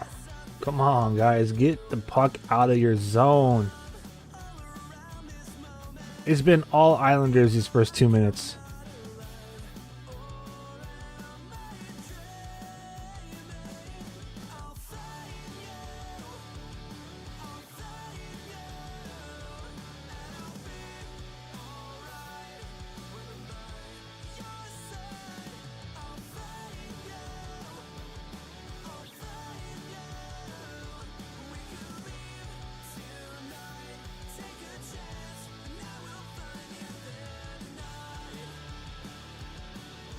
Wow. Come on, boys. The Sharks are like collapsing in front of the net. There's like 3 skaters around Georgiev for every shot that's being taken. It's kind of scary. Oh, Ruda was right there to clear that puck. So that time it was a good thing. But it looks like they're almost like they're getting close to creating a screen on their own goalie, man.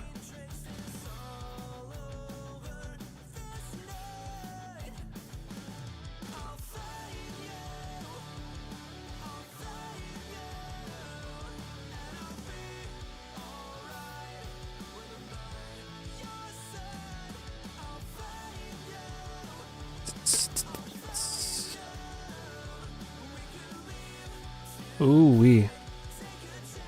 This is another this is starting to become like similar to the last game in Columbus where the Sharks just need to show up, dude. Like Georgiev is literally bailing them out. Literally, which seems like something that we don't say often here since he's been acquired in that Blackwood trade. But he's been holding it down, man. These last few games, he's been holding it down, and it's unfortunate the Sharks haven't showed up for him.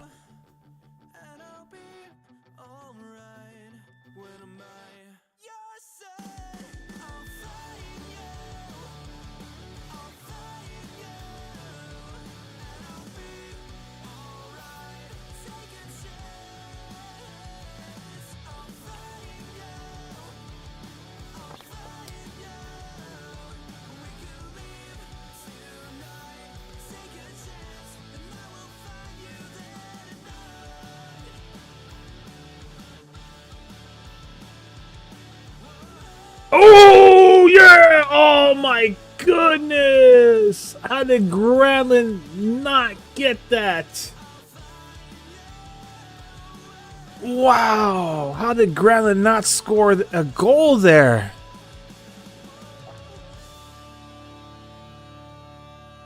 All right. Well, we missed an opportunity to score a goal, but nonetheless, the San Jose Sharks are going to be on the power play. We got somebody in the chat saying, "Go Islanders." Welcome to the party, fam. We have Ryan Bullock getting called for interference against Fabian Zetterlund at 3 minutes and 29 seconds. The San Jose Sharks are on the power play. Leave a shark emoji in the chat. Type chomp chop. Type shark attack. Whichever you want to do to recognize our boys have the man advantage. And let's see if we could, break this tie here and get the first goal of the game. Almost did moments ago before the whistle with Mikael Granlund.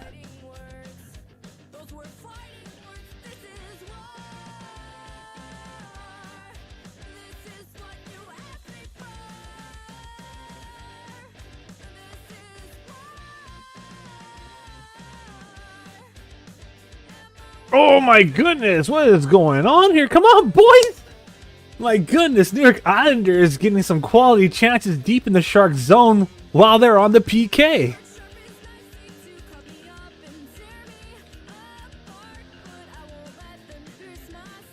I cannot believe that. Bo Harvard just had a snapshot that had to be saved by Georgiev while the Sharks have the man advantage. Come on.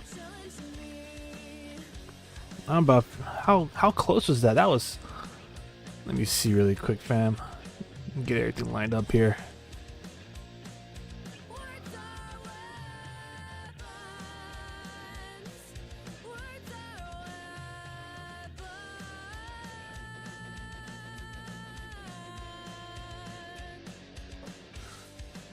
Oh, this power play is not looking sexy at all.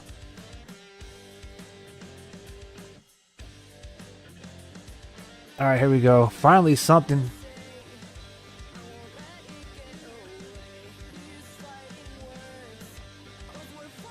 Come on, Sharks.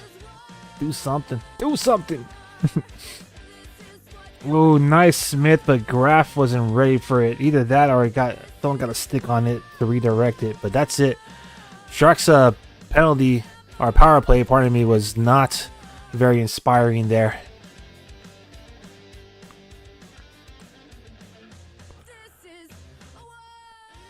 Dang, son.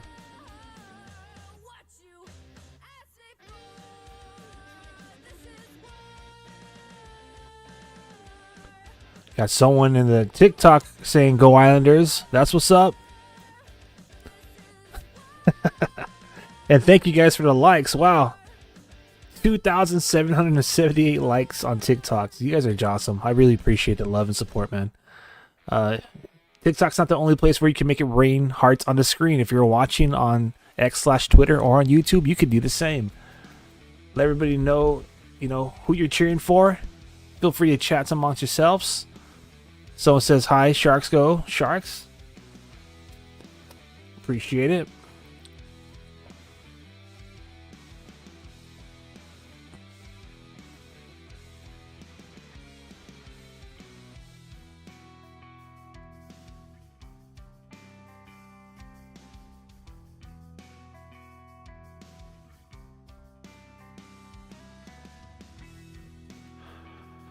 So both teams get an opportunity on the power play. Both teams unable to score. Obviously, as we are love, still tied up. 0 apiece.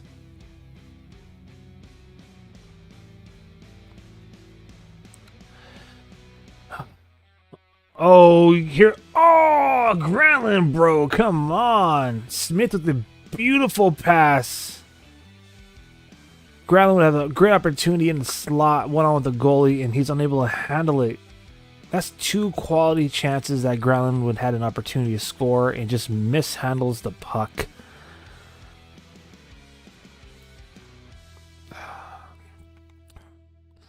So right now, the Sharks are starting to have that trend like they did the previous game, man. Last game against Columbus, it took them almost half a period to generate a shot on goal in that second period. Right now, through almost 7 minutes, they only have 1 shot on goal. So 5 shots on goal total for the San Jose Sharks, 18 for New York Islanders.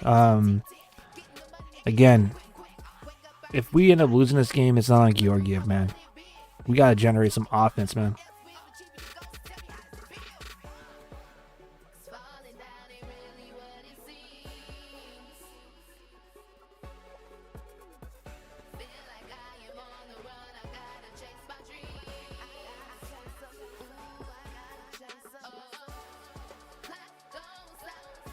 All right.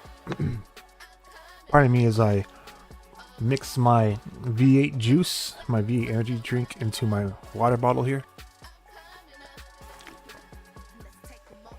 So if you hear any ambience, and that's what you're hearing, I promise.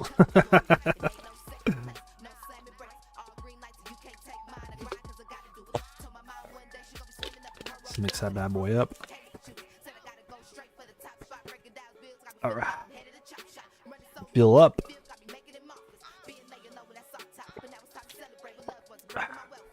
Let's get ready for the second half of this game. Quick shout out to everybody out there, 186 plus.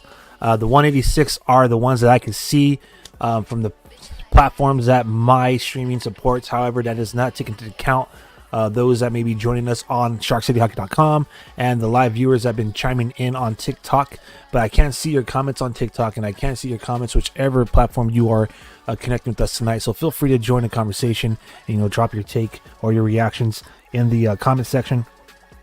Quick shout out to all of you out there keeping Shark City Hockey as the reigning, defending champions, having a #1 training live stream in Sharks territory. I'm Aaron James, creative at Shark City Hockey and host of this watch-along party with real-time reaction to the action, asking you to have a primary assist in helping us grow our channel, specifically on YouTube as we're trying to hit 1K subscribers.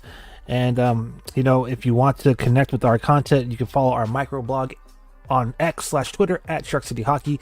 You could follow us for more relatable, influential, Jawsome content, original content on our Instagram. That's home to our content, and thank you to the 6,300 of you who follow us there. You also catch us making noise on Twitch, Reddit, and in Facebook. But for the most part, you enjoy all of our live streams on those said platforms, and of course you could catch All of our previous live streams, including our flagship podcast, Frostbitten, hosted by Tyler Castillo, Mike Hahn, and myself at SharkCityHockey.com. So, just a quick shout out and thank you all for coming through on this Saturday night for a live watch along party. Sounds like Sharks playing in their third game on this 5-game road trip. If you enjoy, these watch along parties, make sure again you subscribe, hit that notification bell, all that jazz. Oh, here we go. One-on-one opportunity. Celebrini. Oh, what a defensive play and back check by New York Islanders, man. Looks like I got to skate on that puck, preventing Celebrini from being able to, take the shot. But that was probably the best opportunity we had. And it's unfortunate that we couldn't get the shot on net because, we only have one so far this period. But here comes Celebrini again. He has Dellandrea and Eklund out there with him. Cody Ceci now stepping up. Let's go, baby. Got someone saying TikTok getting banned. Luckily, I'm from Canada. I highly doubt that. Oh, no. On the other side, here comes the Islanders. A breakaway, and they score. Oh, my goodness gracious.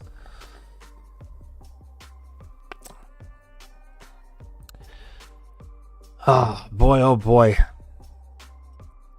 Anders Lee gets his 21st goal of the season. 1-0 New York, 8 minutes and 46 seconds into the second period. Just kind of, Barzal just...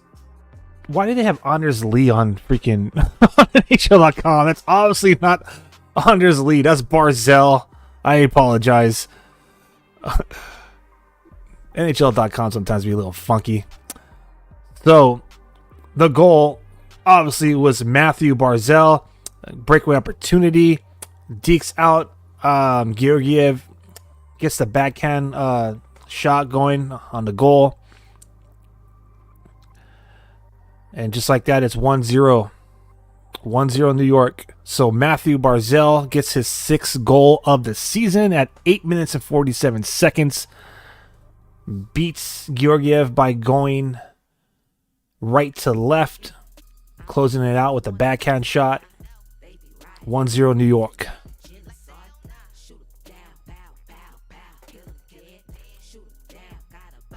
Someone says Sharks should trade Celebrini to the Canucks. Here we go again.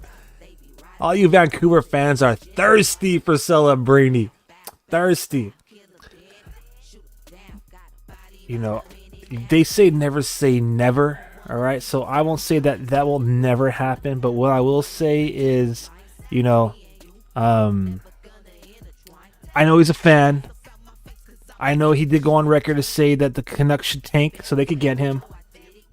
But I would say that, even when his contract expires soon, in a couple of years, I would say that he's going to re-sign with San Jose.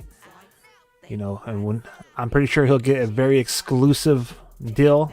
Speaking of which, 1 second. Here comes the fourth line. Goodrow shoots. He scores! Barclay Goodrow! Out of all players, Barclay Goodrow gets a goal, and we are tied up. Everybody who loves to throw the shade on Goodrow is now celebrating in Sharks territory because he got himself a clean goal. That was clean. Shoots that right by the boards and just beats Hogberg. Oh, that was clean. That was clean, baby. Beats his blocker's side.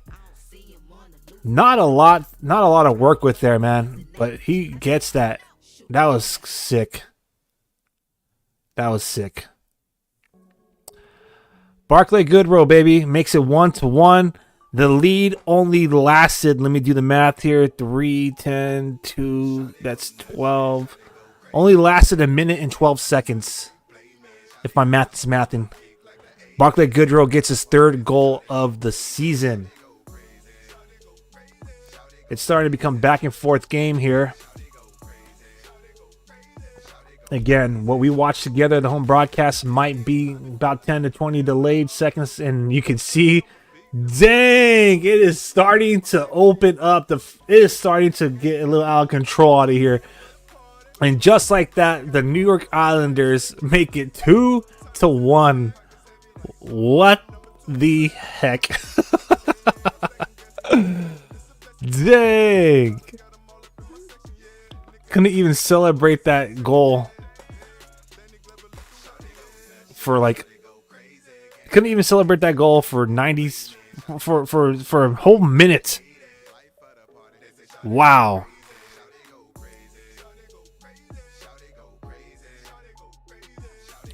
"10 minutes and 40 seconds. Brock Nelson of New York Islanders gets his 13th goal of the season. Wow. 2 goals in less than a minute here in the second period. New York has the lead. 3 goals in less than 2 minutes is probably the more accurate way of saying that. So 2-1 New York. Wow.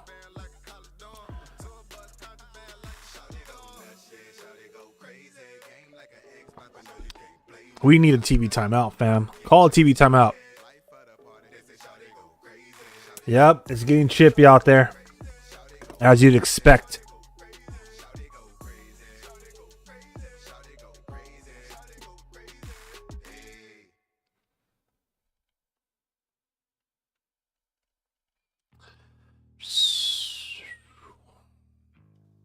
All right.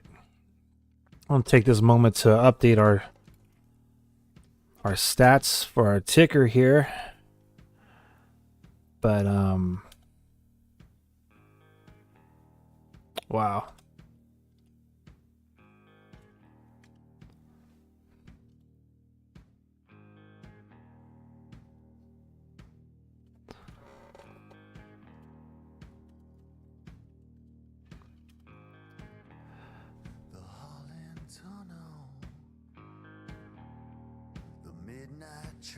What a sequence of events, huh? 3 goals in less than a couple of minutes.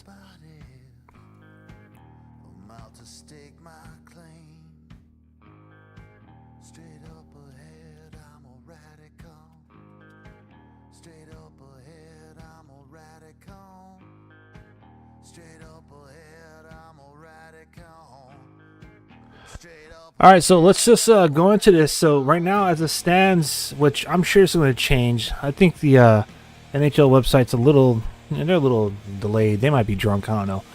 But they have Matthew Barzal getting the 6th goal of the season at 8 minutes and 47 seconds in the second period. Right now, it's listed as unassisted. Following that goal at 10 minutes and 2 seconds was Barclay Goodrow, his 3rd of the season, assisted by Jan Ruda, his 6th assist of the year.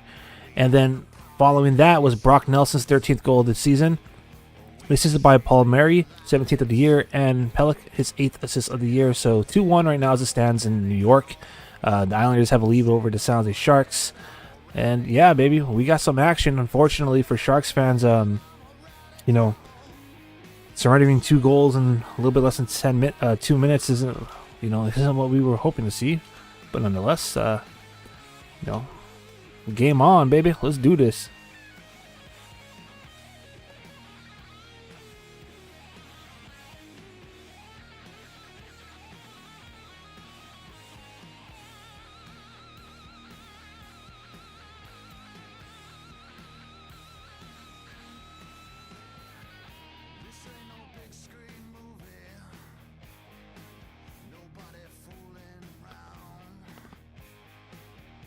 Oh my goodness.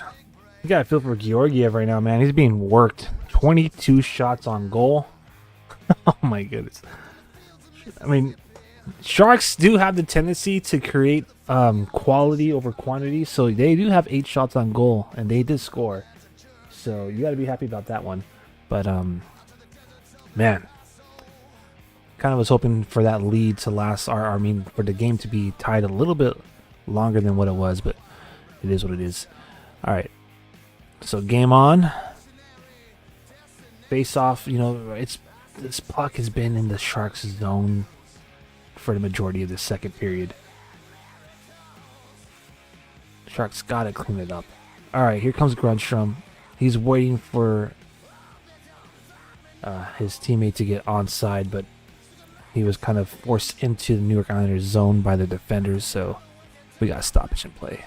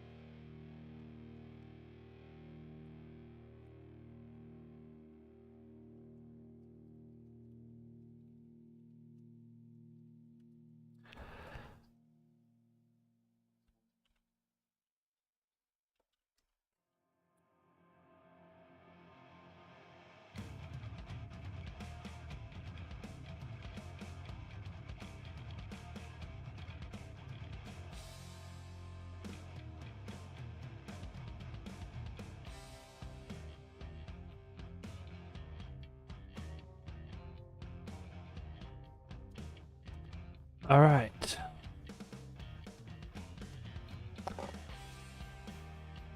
Okay, let's see. Back to the game. My bad. My attention was kind of elsewhere. Trying to update this. Update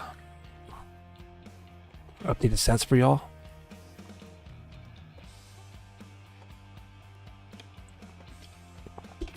All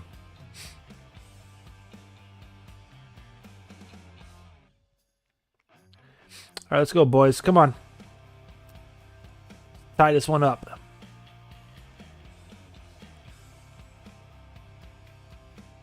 Here's a chance.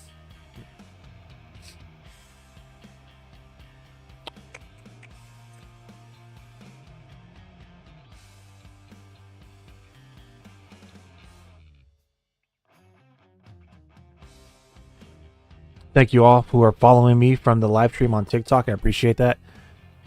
2,820 likes on this live stream. Y'all are the best. I really appreciate it. Big shout out to everybody chiming in from Twitter/X, YouTube, Twitch, or SharkCityHockey.com. Looks like we have about 200 live viewers at this moment. I can see 188, all of y'all. But wherever you're joining us, I just want to say thank you. Big shout out to y'all for making Shark City Hockey's live stream #1 train live stream. Sharks territory, almost a goal right there by Luke Cunnin. Sharks generating some pressure here. TC with the blast from the point, but that is saved by Marcus Hogberg. Someone from X asking me, what's your thoughts on the game so far? Shades of the Columbus game. Definitely feels like, you know, the Sharks are going to need to step up the tempo here, man. They're going to have to freaking generate a little bit more offense. They're not really showing up. You know, they have 6 shots on goal so far, which is a lot better than the last game, in which they had 2 in that second period. But my thoughts thus far is, you know, San Jose is going to have to find a way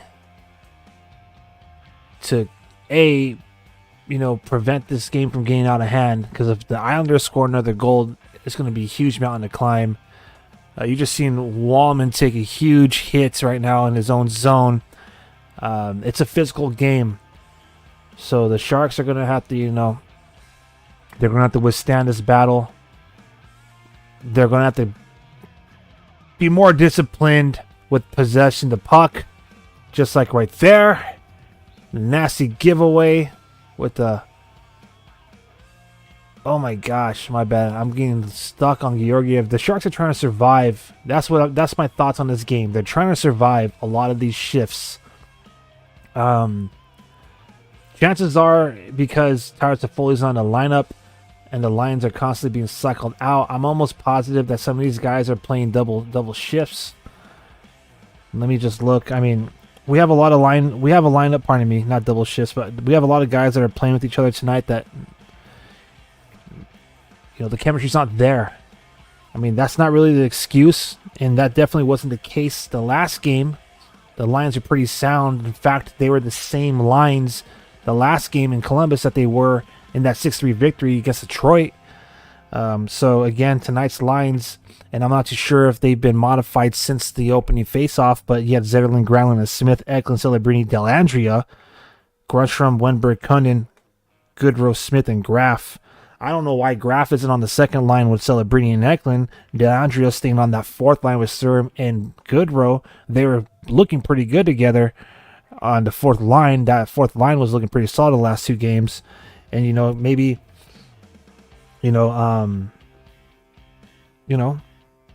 anyways. So my thoughts is that, not a lot of chemistry within our own lines. A lot of guys, still probably trying to figure out how to play with each other. You know what I mean? With this last minute modification. But on top of that, just, the compete's not there. The Sharks spend a lot of time watching in their own zone. They're not winning the battles to the puck in the offensive zone. They're not supporting Georgiev. They're just letting the shots pour on. And, honestly, the giveaways need to stop. 15 giveaways, come on. So those are my thoughts on the game.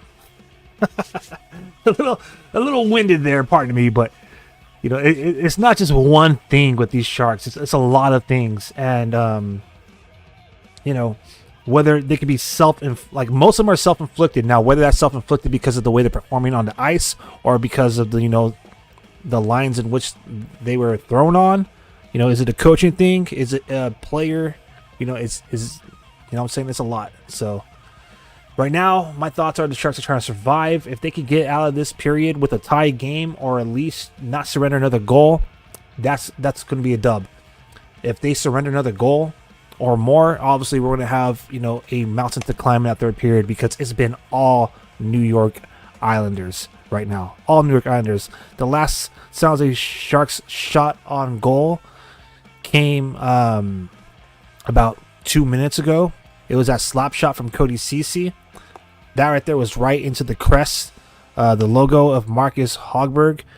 But, we also have so many missed shots. So, so it's a lot. It's a lot. But, the last shot on goal before Ceci's happened at 9 minutes and so, 11 minutes into the period. So with 9 minutes remaining. So, if we're averaging a shot every 3 minutes, it ain't going to really help. But let's see. You know what I mean?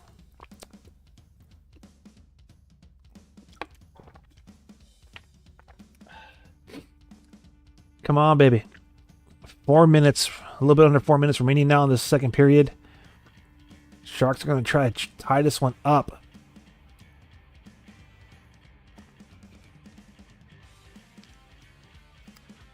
Did not like that shot by Wenberg. It was high. There was so many bodies in front of the net. And what I don't like is you have Kundan out there and Grundstrom. I didn't see who it was, but actually both of them really. So Wenberg's taking that shot on net, and Grundstrom and Kundan are not even looking at the puck carrier. They're not even really screening. Their back is facing the puck carrier, and it's like they're looking toward the trapezoid.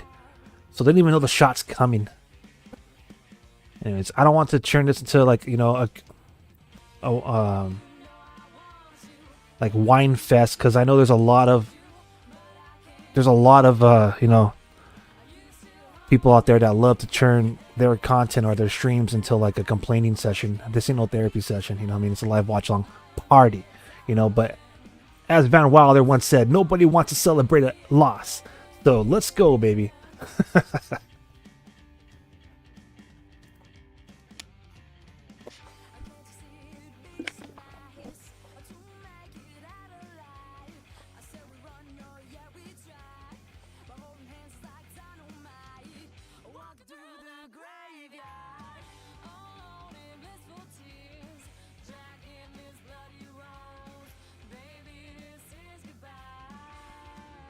All right. Just a couple of minutes away from the second intermission.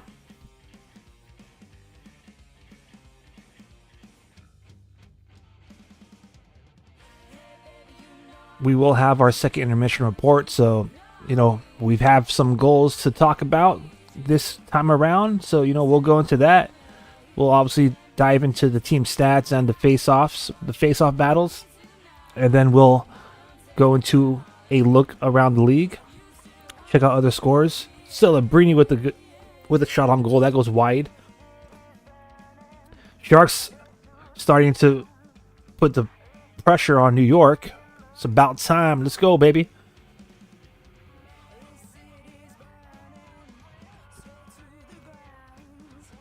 Oh! Dude, Hogberg is just like a wall right now, bro. He's like a wall tonight.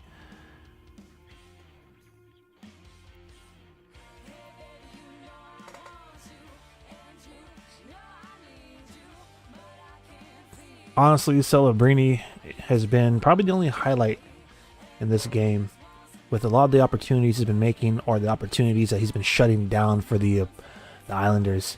Oh! Cunning point blank. Luke Cunning hits the post.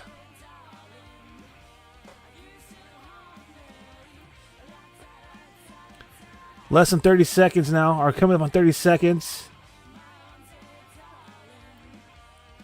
Blast from the point. Whoa, is that redirected? That blast from the point looked to change direction, but my goodness, the one thing I said that we hope can't happen happens. Sounds like Sharks get scored on.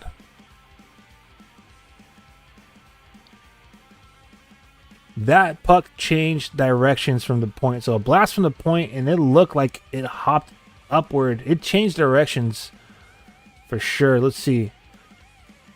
Oh, yeah, that goes off of Wimber's glove and off of Henry Thrun's skate, it looks like.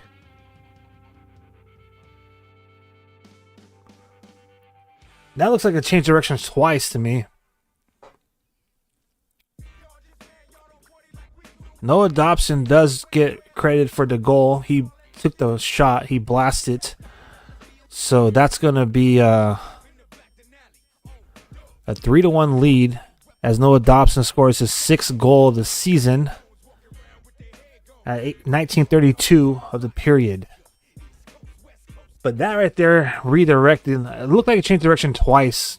Now, the home broadcast team picked up on it, deflecting off of Alexander Wemberg's glove. But to me, it looks like it went off of Wemberg's glove and then off of the leg or skate of Henry Thrun. So I'm sure they'll get a closer look at that during the intermission when they check out the replays. But it doesn't matter. San Jose Sharks are now down by 2. The New York Islanders got that insurance goal. So we got work to do, baby. San Jose Sharks got a mountain to climb. So I'm Aaron James. Thank you for joining me for this live watch-along party where we have real-time reaction to the action. San Jose Sharks are trailing New York Islanders 3-1. We're going to take a quick break here. Allow everyone an opportunity to get some munchies, get something to sip on. Go use the head if you have to. But we'll be back in literally just 2 minutes to cover this intermission. Now we have 4 goals to discuss. Man, Islanders are starting to skate away with this one, but it ain't over till it's over, baby. 20 more minutes of hockey remains, and we're going to talk about the last 20. So don't go anywhere. Really quick, Noah Dobson, his 6th goal of the season was assisted by Barzell, his 10th of the season, and Horvat, his 19th assist of the season. So that makes it 3-1 at 19 minutes and 33 seconds into the second period. Sounds like Sharks are trailing New York Islanders. I'm Aaron James. Thank you all for coming through tonight. We're at 197 plus. I say plus because I'm not taking account of our TikTok live viewers, but I do see your comments, so keep them coming. And I do see the 2,820 likes, so keep it raining hearts. And I do not see those who are joining us on SharkCityHockey.com. But for the rest of y'all, whether it's on YouTube, X/Twitter, or Twitch, I see y'all. So thank y'all for coming through. We're going to take a quick break, step aside, a slight intermission from this watch party. And when we come back, we'll talk about the game so far and games going on around the league. This is Shark City Hockey's live watch along party. Sharks versus Islanders. We'll be right back. All right, don't go anywhere. We'll be right back.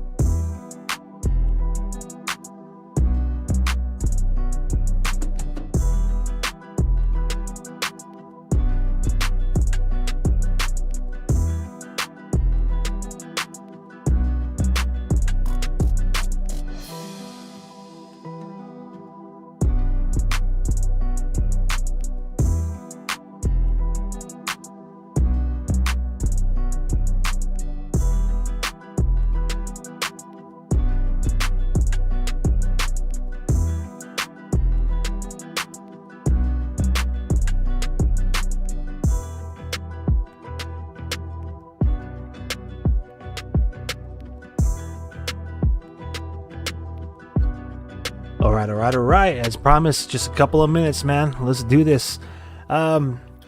Quick shout out again to all of you out there for keeping us the number one trending live stream in Sharks territory. We will be live, if I'm not mistaken. Looks like we might be going live tomorrow night. All right, so if you don't know by now, Frostbitten is Shark City Hockey's flagship podcast. Frostbitten, a San Jose Sharks podcast, is hosted by Tyler Castillo, Mike Hahn, and myself. Let me transform that so it's more appropriate. So, Frostbitten, a San Jose Sharks podcast, we will be covering some of the latest going down in Sharks territory. We should be live. A special Sunday edition of Frostbitten should be live tomorrow night. Obviously, to be on top of all that, make sure you like and subscribe to the channel. But, just quickly want to say, thank you all for coming through tonight. And, if you want to talk some more Sharks hockey, well, we'll be doing this again on a very special Sunday edition of Frostbitten. All right, San Jose Sharks are trailing 3-1. 3-1, brother. And they need to get back in this game ASAP, man. If they come out of that second intermission like they did the first, I don't know. Okay, so we got to update the score here because we had another goal. So while y'all take a quick look at that, let me get this squared away for y'all. So let's just do this for the sake of it. Let's turn this off and let's go right to intermission because it's time to get rolling.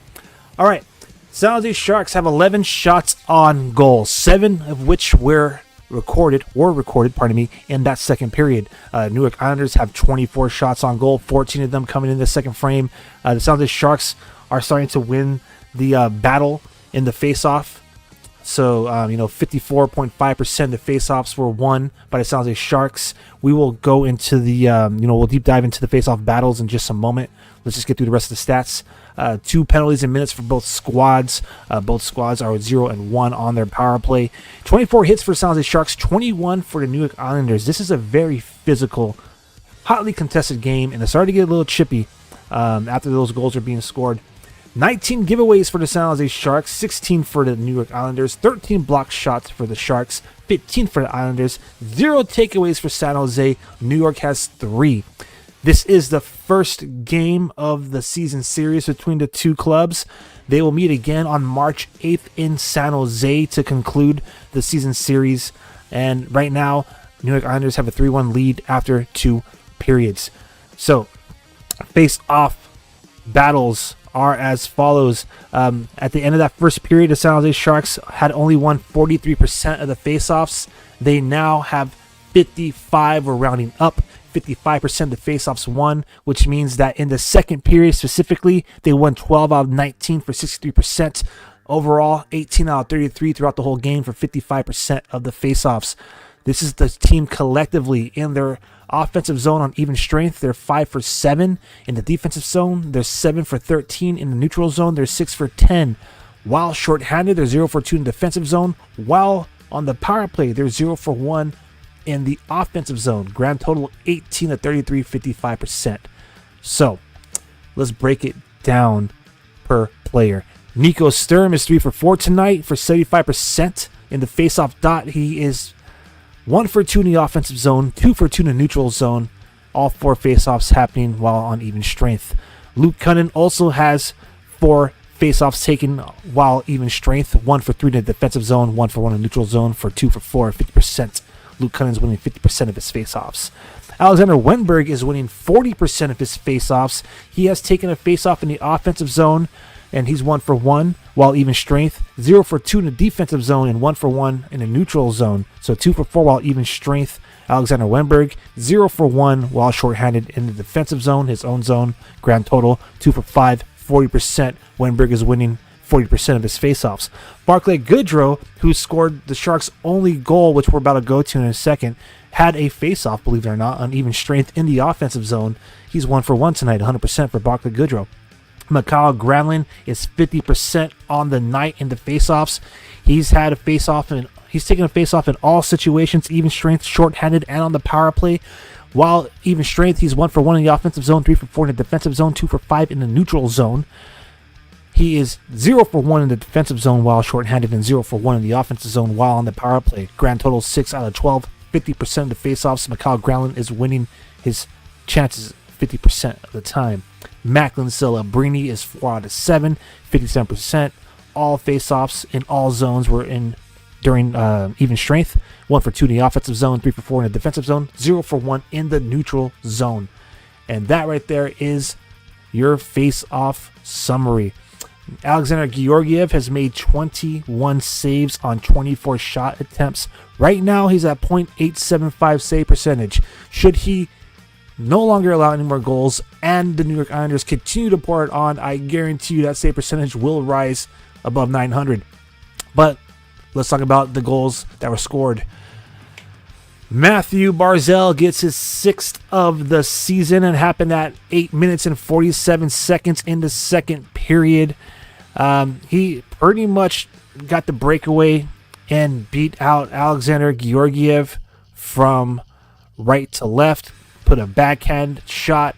It was a nasty pass giveaway from Wallman in the Sharks' offensive zone, which would be the Islanders' defensive zone. And Matthew Barzal, unassisted, takes that puck, intercepts it at the blue line, and takes it all the way down, gets past Jake Wallman, beats out Cody Ceci, and Alexander Georgiev in his own crease, dekes him out from right to left, backhand shot. That made it 1-0 New York at 8 minutes and 47 seconds in the second period. Just less than a minute, at 10 minutes and 2 seconds, Barclay Goodrow answers back. Barclay Goodrow gets his 3rd goal of the season, 10 minutes and 2 seconds in, to tie up the game, 1 apiece in the second period. Goodrow is essentially waiting for his line mates to enter the zone, chilling right there by the boards. Let's see. How many feet away is that? Let me just get a quick estimation here. It was about 50 feet, almost 50 feet, 49 feet away from the net. Barclay Goodrow, all right? So he's standing right there next to the boards. He's staring.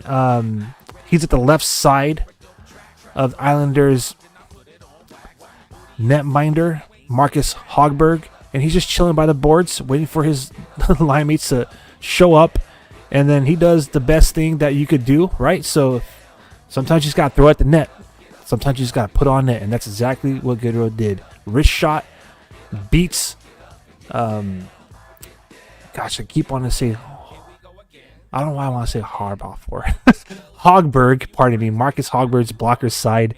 Wasn't much of a lane there, but Goodrow found a way to, get it through the traffic, get it through the blocker side of Hogberg, and made it 1 apiece at 10 minutes and 2 seconds, his 3rd goal of the season. Primary assist goes to Jean Ruda, his 6th assist of the year, that lead lasted all but 40 seconds. Brock Nelson gets his 13th goal of the year. The Sharks had the puck at the half wall. Specifically, Colin Graff had the puck at the half wall, and the Islanders, I don't know what Jake Wallman was doing. Maybe he was anticipating Colin Graff to win the battle and send it from the half wall along the boards. but he started to he left Colin Graff there with 3 Islanders on him. Obviously, they squeezed the puck away from him, and they pass it behind their own net. They advance out of their own zone, and they essentially just threaded that puck past all the Sharks. So it starts off with Pilik getting the puck and Stretch passing it from his own zone, like right by the face-off circle to the center ice line. It goes to Palmieri, who then threads it in between Wallman and Zetterlund to Brock Nelson, who is literally surrounded by CC as well, and he just beats Georgiev with the wrist shot. So 2-1 New York at 10 minutes and 42 seconds. And then, as we just seen in the final minute of that third period, Noah Dobson gets a fortuitous goal. Barzell and Horvat are getting the assists, but really it should say Alexander Wenberg and potentially Henry Thrun, because Noah Dobson takes a blast from the point. All right, so he will technically get accredited for a goal about 60 feet away. All right, so 59 feet away from the net, like practically just a little bit beyond the blue line, right at the point. Noah Dobson blasts it, and it redirects off of Alexander Wenberg's glove. And to me, in my opinion, I haven't had a chance to see the replay yet as we've been doing this live stream, but to me, in my opinion, it also redirected off of Henry Thrun's leg or skate. So that finds the back of the net. I mean, what can Georgiev do? It changes directions twice, and that made it 3-1 at 19 minutes and 33 seconds at the end of the second period. And that right there, my friends and fam, is why we are at 3-1 San Jose Sharks trailing the New York Islanders. So let's take a quick look again at all your goal scorers. Matthew Barzell, Barclay Goodrow, Brock Nelson, and Noah Dobson. A lot of offense in that just little stretch of a couple of minutes in the middle of the second period, and then lucky fortuitous bounces for the Islanders to give them that insurance goal to end the second frame here of this contest. All right, we're about 2 minutes away from puck drop of the third period at the UBS Arena. So let's take a quick peek around the league. Let's see what we got. We got a lot of final scores. So let's talk about the 8 games that have already concluded. The Philadelphia Flyers went into New Jersey and defeated that squad 3-1. The Ottawa Senators won in a shootout at home. They beat the visiting Boston Bruins 6-5. Colorado Avalanche hold it down at home. They win 6-3 against the Dallas Stars. Florida Panthers shut out the visiting Anaheim Ducks 3-0. Washington Capitals have a commanding lead over the Pittsburgh Penguins, and they win 4-1. Winnipeg Jets fall at home to the Calgary Flames 3-1. The Tampa Bay Lightning lit up Detroit, and the Red Wings lose 5-1 in Tampa. New York Rangers win in a shootout against the Columbus Blue Jackets. That final was 1-0. Right now, with less than 5 minutes remaining in the third period in Montreal, the Canadiens are trailing the visiting Toronto Maple Leafs 6-3. The Chicago Blackhawks have a 4-3 lead over the visiting Golden Knights. Vegas trailing 4-3 after 2. Nashville Predators are a few minutes away from their second intermission in Nashville, and they have a lead at home against the visiting Minnesota Wild 4-1. Utah Hockey Club is about to finish off their first period, putting on a show right now in Salt Lake City, 3-1 lead over the visiting St. Louis Blues. And in about 15 minutes or so, you are going to have the final 2 games of the evening here for some Saturday night hockey going across the NHL. 15 games in total being played across the league tonight. You're going to have the Vancouver Canucks host the Edmonton Oilers. The Vancouver Canucks facing off against the visiting Edmonton Oilers, and the Seattle Kraken are hosting the Los Angeles Kings. Thank you to everybody we have officially surpassed 200 live viewers at this moment. Thanks to all of you for doubling down on making Shark City Hockey's live stream the #1 trending live streams in Sharks territory. I'm Aaron James, creative at Shark City Hockey, and your host for this live watch-along party with real-time reaction to the action. Some of the Sharks are trying to come back in this third period, which should happen moments from now as we're preparing for the opening face-off of the third period. Let's see what the Sharks have in store as far as resiliency goes, as far as let's see if they can dig deep. Let's see if they could, find a way to get some goals often and early, because right now, Islanders, the way they're going is, or the way they've been playing this game, it's getting a little bit worrisome and out of hand. Reacting to the comments I see here, pay no attention to that comment that's being put on our Twitch, as people are trying to redirect you to another web page. And we have someone saying, "Go Habs, go!" Somebody chiming in, watching along here. Welcome. I'm assuming that they are celebrating their squad, Montreal Canadiens, trailing right now 6-3. But like this diehard Sharks fan and hockey fan here, I imagine that this commenter is a diehard Canadiens fan, so it ain't over till it's over, right? All right, let's do this. Game on. San Jose Sharks in this final frame. Hopefully it ends with the dub, or at minimum we force OT. See if we can earn a point. That'll be nice.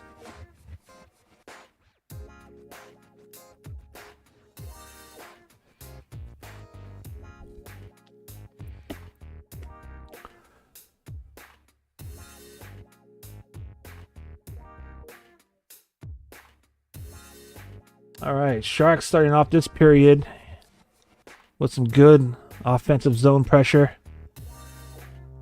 We need a goal, baby. To quote Linkin Park, it starts with one.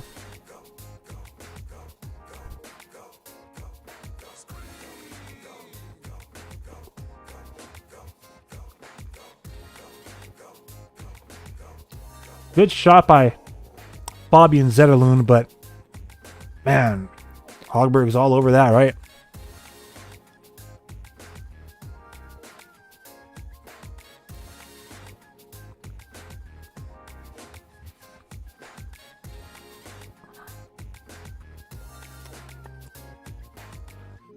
Oh man, here come the Islanders.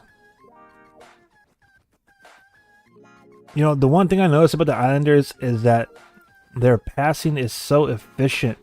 That's literally been the difference between these two clubs tonight. Oh my gosh, come on, Georgiev. That one's on you, brother. That one's on you. Wow, just like that. 4-1. Ryan Pollock gets his third goal of the season. A minute and 2 seconds into the third period. It's 4-1. That's just, I don't know if he didn't see it because he reacted so late. But I'm going to call that positioning. He left the right side of that net wide open. I don't know if he was anticipating the puck to get played to his glove hand side, like maybe near the half wall, because he was like almost squeezing the posts on the left side as if he was anticipating the puck to come from there. Left that net wide open to his right, and that's exactly where Dobson put it. And go figure, former San Jose Sharks Anthony Duclair gets the assist, his 4th of the year. And just like that, quick note change at 1:03 of the third period, Ryan Pollock gets his third goal of the season. 4-1 New York Islanders. Boy, oh boy.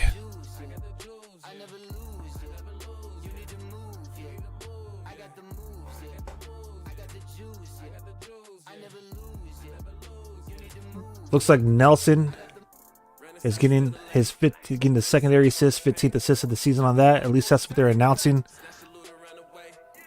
at the UBS Arena. And now it's been updated by NHL.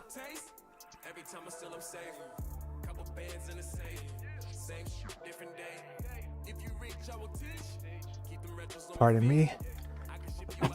Ooh, pardon me. My apologies.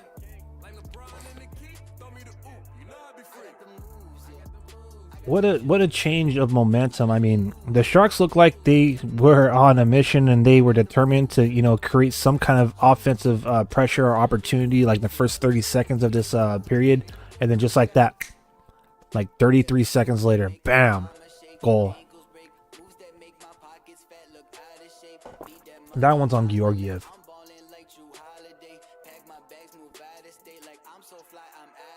So I already know what fans are saying out there and they're thinking. They're saying Forgiev. But I'm telling you, man, that last goal was more so on him. The third goal, lucky, sequence of events for Islanders, a bunch of bounces. I mean, I know somebody will say, well, all goals are on him. I get it, but you know what I'm saying. Like that was probably the only goal he let in tonight. That it was like, I think there could have been a little bit more effort. But again, I don't know if he was anticipating the puck to go to, you know, his glove hand side. He was squeezing that left post. The right side of that cage was wide open, man. So that's where they put it. But man, wow! Sounds like Sharks broadcasting crew is bringing back the memories. They're bringing back last season when the Sharks came back and won against the Islanders 5-4 in overtime. So, like I said, man, it ain't over till it's over. Or as Randy Hunt and Drew Amanda are saying right now on the broadcast, there's a chance. Wouldn't that be something? You get a diehard Canadiens fan, that's what's up. Someone saying, laugh out loud, man, this is rough to watch. I know we're more competitive than last year, but this is just ridiculous. True. True.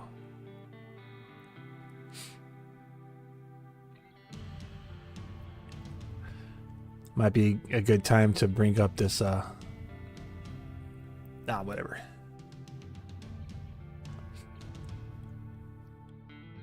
Come on. Let's go, boys. I just want to see at least one goal scored before the 10-minute mark. We're 5 minutes away from that.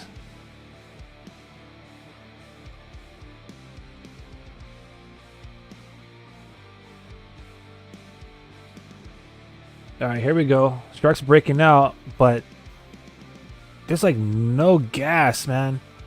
Like there's no urgency with the exception of Macklin Celebrini. I don't know if like these guys just need a line change, but there's literally no urgency. I see maximum effort from Celebrini and Celebrini only. There we go. Eklund with the interception. Dodges a check, but unfortunately loses possession of the puck.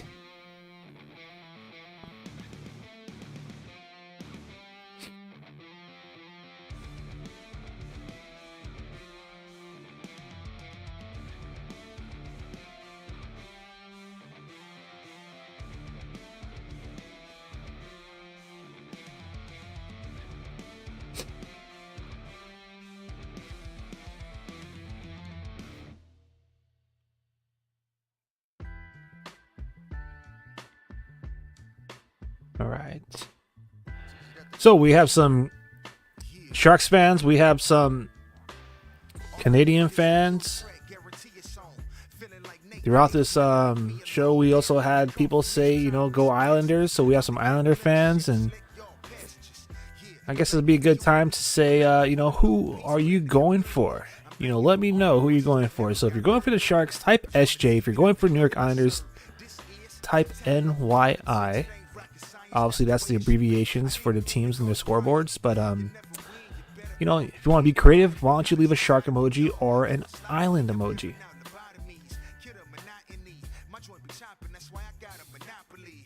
They calling me Socrates, cause I got the ghetto love in my philosophies. And we do it like microphone check 1 2 1 2. 4:30 scheduled opening face-off today was delayed about half an hour, and delayed is probably not an appropriate word, but it was prolonged, I guess, for half an hour because the New York Islanders had decided to honor and induct Brent Suter into their Hall of Fame today. So, if you're all wondering why we're still kind of here in the third period at this hour, about to be 7 o'clock, there's a pregame ceremony. Added some extra time, but nonetheless, I appreciate every one of y'all still here and chilling. And, we're looking at over 200 live viewers. And, I appreciate every single one of you. And while I got you here, I got to just shamelessly plug all the social media channels. So make sure you follow us at Shark City Hockey on Instagram and on X and on YouTube. You can find us also, here and there on Twitch, Reddit, Facebook as well. And, of course, want to welcome in the TikTok audience. Thank you all for showing your love and support. 2,820 likes for this live stream. You guys are amazing. I appreciate it all. Be sure to drop a comment in the comment section, whichever platform you're watching us on. And a special shout out to anyone who's joining us on SharkCityHockey.com. I'm Aaron James, your host for this live watch along party where we have real-time reaction to the action. It's not a live stream of the game, nor is it play-by-play. We're all just hanging out and we're watching this game. We're going to be hockey fans and Teal together and just show our love and support for the Sharks who are getting mopped on right now. 4-1, but it's all good. All right. Let's go.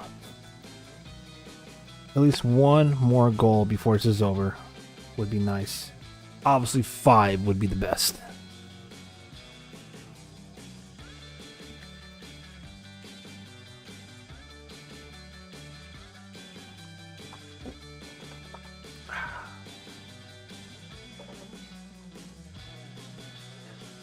So, I did mention at the top of the stream that the San Jose Barracuda are playing tonight as well. So, with that delay, which is the whole point I was trying to get at when I brought it up again, pardon me, the prolonged face-off. Delay sounds a little inappropriate because they're honoring somebody, right? This game will be kind of bleeding into the start of the San Jose Barracuda game. So, San Jose Barracuda are on the road. They're playing the Abbotsford Canucks tonight. So I'll be keeping up with that game as well. But right now we're still going to be right here live cheering on the San Jose Sharks, hoping for an epic comeback because it ain't over till it's over, baby. So let's see what we got.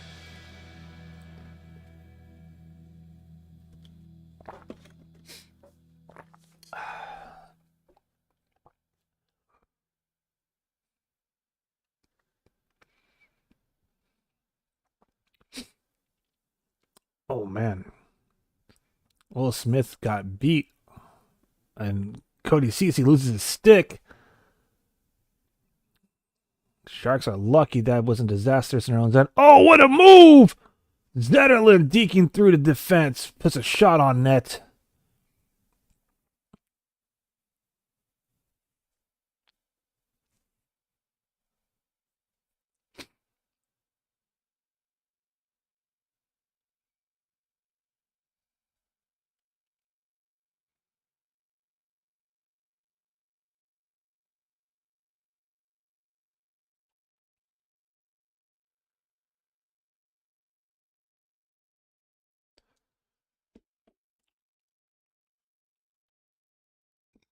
Excuse me. Oh, Ferraro! That should be tripping!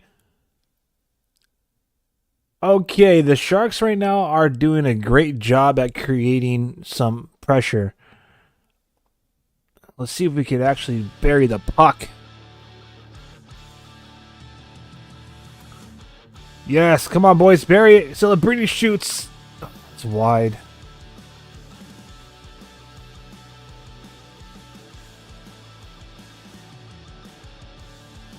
Dude, Mario Ferraro was looking pretty good on this shift, huh? create some good offense. He's been having, like, independently, he's been having a pretty impressive game. Some good opportunities created offensively, some great puck handling defensively. You know, I can't account for anything that happened while the goals are being scored, but nonetheless, you know, he's been showing off some skill tonight.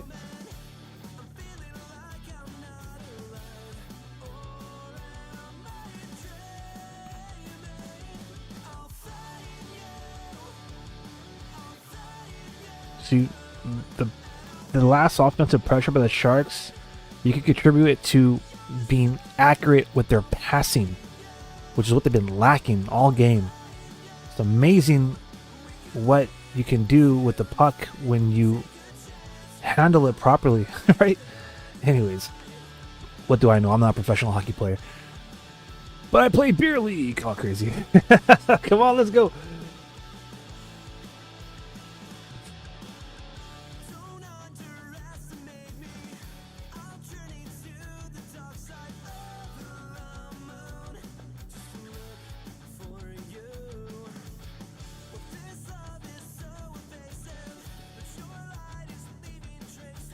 All right, we're about halfway. We're approaching halfway through this period, which means we're about to have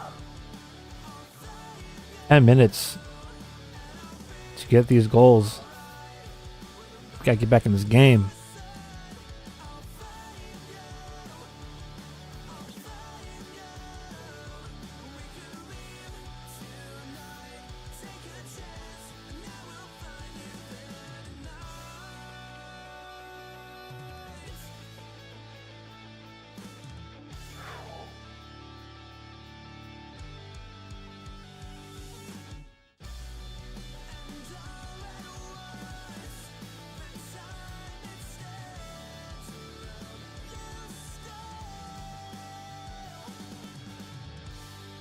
I mean, every now and then I get a little quiet because I, you know, get into the game like the rest of y'all out there.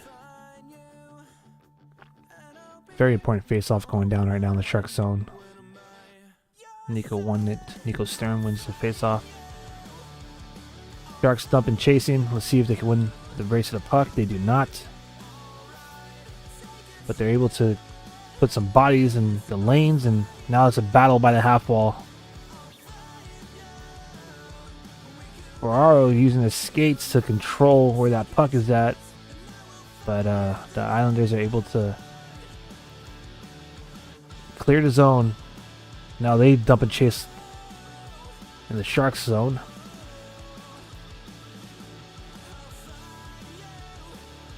Ooh, man, Graf missing that puck. Oh, Ruda with the pass. Man, these passing just deflecting. That's like the second time tonight that the pass deflected and went just right into open ice in the slot in the Sharks zone. Good job by Smith. Man, again, another trend. Smith be taking that puck away and giving it right back. Oh, well. Come on, boys.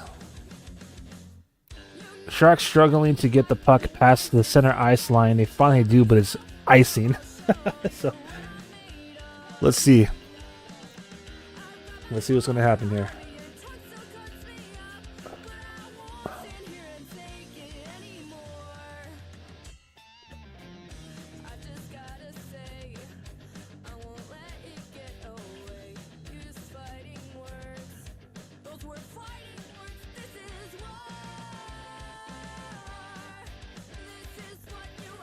Another face-off deep in the Shark zone. The clock is starting to become a factor here as these minutes are, you know, one by one just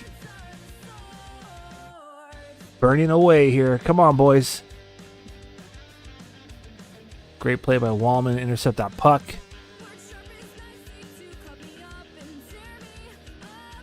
Looks like the Islanders are doing a strong side, like puck side attack on the Sharks. They're committing about 2 players to the puck carrier, so it almost resembles like collapsing the net, but instead they're like collapsing in front of the Sharks puck carriers. So if it's not 2, it's about 3 forwards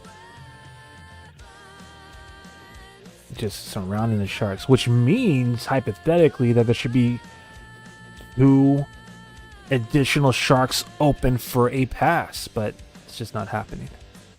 Another icing call by San Jose. Or another icing by San Jose, rather.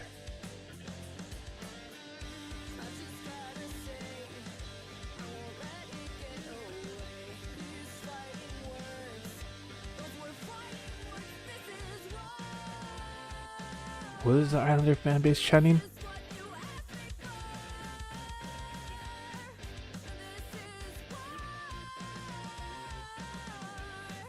I don't know what they're saying. It almost sounds like they're...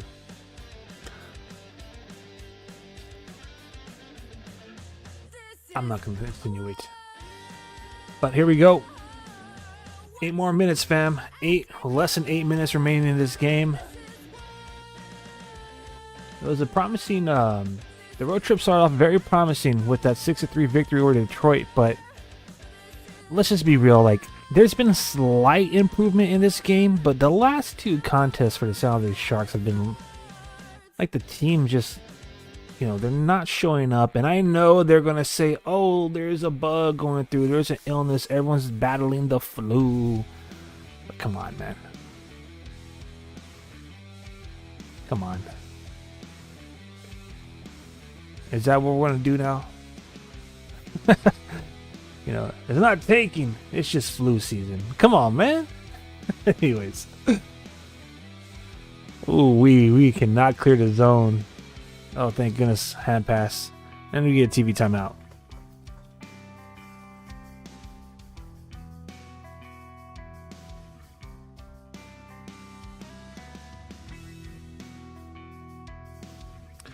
So, Nick Nolenberger, the play-by-play announcer for the San Jose Barracuda. He's also the director of broadcasting and media relations for the San Jose Sharks AHL affiliate, has shared that there is going to be a 15-minute delay in Abbotsford for that game to begin.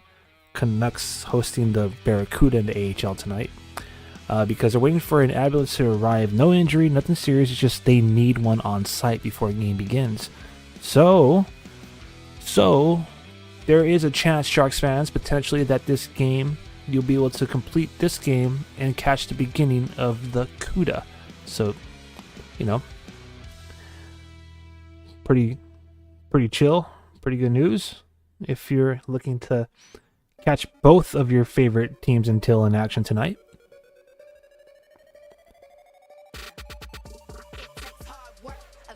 Sounds like Barracuda have been handling all season long. I mean, right now, the Sharks and Sharks fans, I'm just going to say, enjoy Yaroslav Askarov while he's on the main roster, because he more undoubtedly is going to be sent back down, and probably a lot sooner than you anticipate, because the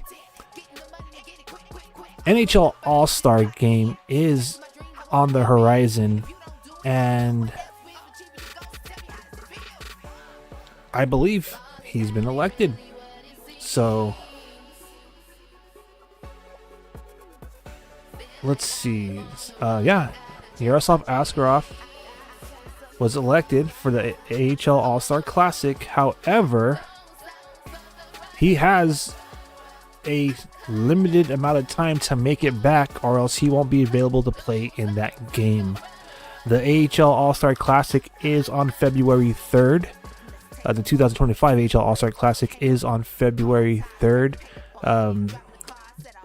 Opening face-off is scheduled at 6 p.m. Pacific Standard Time. And, you know, he's the only outside... So, excuse me, he's not the only. Him and Andrew Piotrowski are representing the San Jose Barracuda. So, you know, Andrew Piotrowski is, you know, he has over 500 games in the AHL, and he's been the, like, pretty much offensive leader of the CUDA since arriving. So all that to say is, if Vitek Vanacek isn't ready to go, he's obviously a week-to-week fractured cheek, then, you know, Askarov will not get a chance to play in the All-Star Classic. But what I am trying to say is, without a doubt, fans enjoy Askarov while he's with the main roster, because he will be back on the CUDA eventually, and I imagine that he'll be there to help them with their playoff, opportunity. The San Jose Barracuda, as I mentioned before the season began, are the hottest ticket for hockey here in San Jose, and currently going into this game tonight against the Abbotsford Canucks, which is a Pacific Division rivalry game. They have a 38-20-11 record. They were pretty hot to begin off the season, but right now they find themselves ranked 5th in the division. So, after 34 games played, they definitely have, they're trying to push to continue to be in contention for the Calder Cup playoffs. So I imagine, Yaroslav Askarov will definitely help aid them in that. And yeah, we got 5 minutes, a little bit less than 5 minutes remaining in this game, which is why I'm talking about future stuff now. And what we got to look forward to after this game. Early Monday morning game against the Boston Bruins. That's going down 10 o'clock a.m. Pacific time right here in San Jose time. And then the very next day on Tuesday, they're playing the Nashville Predators. And then they play the Predators when they come back home on Wednesday. So unless Vitek Vanacek randomly comes back, he's ready to go by Wednesday, and Askarov doesn't play against Nashville and he plays against Boston on Monday, there's a chance that we get to see Yaroslav Askarov go against the club that he was acquired from, Nashville. So we're all looking forward to that here in Sharks territory. And if he could defeat the Nashville Predators and that's the last game he plays with San Jose for the remainder of the year, I think that right there would be pretty sweet. But again, there is no word yet on the return of Vitek Vanacek. And with the All-Star game around the horizon, I'm sure the San Jose Sharks do not want to. I'm sure they're going to want him to be, in that game. Obviously, if they need him here with the main roster, then that's where he'll stay. But I'm sure General Manager Mike Greer and General Manager Joe Will of the Barracuda would love to see Askarov play in the AHL All-Star Classic and be with the club and help them contend for a championship. So less than 4 minutes remaining in this game. I just want to say a quick shout out and thank you once again to all of you out there. Over 200 plus live viewers currently and throughout the entire live stream. You guys are amazing. You're awesome. I appreciate all the support that you have shown. This is a, some may say it's the ultimate fan voice. Some may call it, fandom. Like we like to say, your go-to source for San Jose Sharks fandom. But I just want to emphasize that that's exactly what this is. Just San Jose Sharks fans collectively getting together. All of you out there helped make Shark City Hockey a great digital community. And, I also have some partners, some that you see on screen, some that you do not behind the scenes, that make Shark City Hockey what it is. But honestly, the primary assist goes out to all of you out there, because without all of your support and without all of you guys joining and showing your love and sharing our content, etc., Shark City Hockey wouldn't be the number one trending live stream in Sharks territory. And honestly, all the support that you guys have shown us throughout our 6 seasons that we've been covering the Sharks, all of them being during the tanking years, you guys make it worth it. That's all I'm trying to get at. So super humbled and excited to have watched yet another game, watch along with you guys out there, guys and gals. Part of me is like kind of default to saying guys a lot. But yeah, so we'll get together one more time. That'll be Tuesday in Nashville. Hopefully when we get together, it'll be Askarov in net, Yaroslav Askarov. That'll be great. But other than that, that's going to be a tough game, just like the Boston Bruins will be a tough game. But that'll be the last game of the road trip. That'll be on Tuesday. I believe it's going to be at 5 o'clock. And just double check really quick. Yep, 5 o'clock San Jose time, Shark City time. So y'all come back now. Y'all come through, and we could hopefully cheer the Sharks on for a dub. But other than that, these live watch along parties happen exclusively for San Jose Sharks road games, because yours truly has a ticket to the tank or the reef when the boys in Teal are playing in San Jose. All right, this is going to be the final stretch here. I imagine the Sharks will probably leave Georgiev in net. If they want to pull him, it's going to happen soon. I just can't imagine it happening because it's a 3-goal lead. And, unless they're looking for like a tiebreaker for, goals against when it comes down to like, lottery or something, or, draft positioning, then I can't imagine them pulling Georgiev. The Sharks haven't really shown much effort in terms of like, trying to score any goals in this period. I mean, there were some glimpses, but nothing sustainable. Now, as I say that, Alexander Wenberg does carry the puck in deep into New York zone here. Nice zone entry by the Sharks, and they continue to battle behind the goal line. Islanders are able to clean that up, and they regain possession. And Celebrini with an opportunity, almost stole it away in the slot. Again, Celebrini is the only one I'm seeing like real maximum effort from, and all these losses, to be honest with you. So he's been a joy to watch.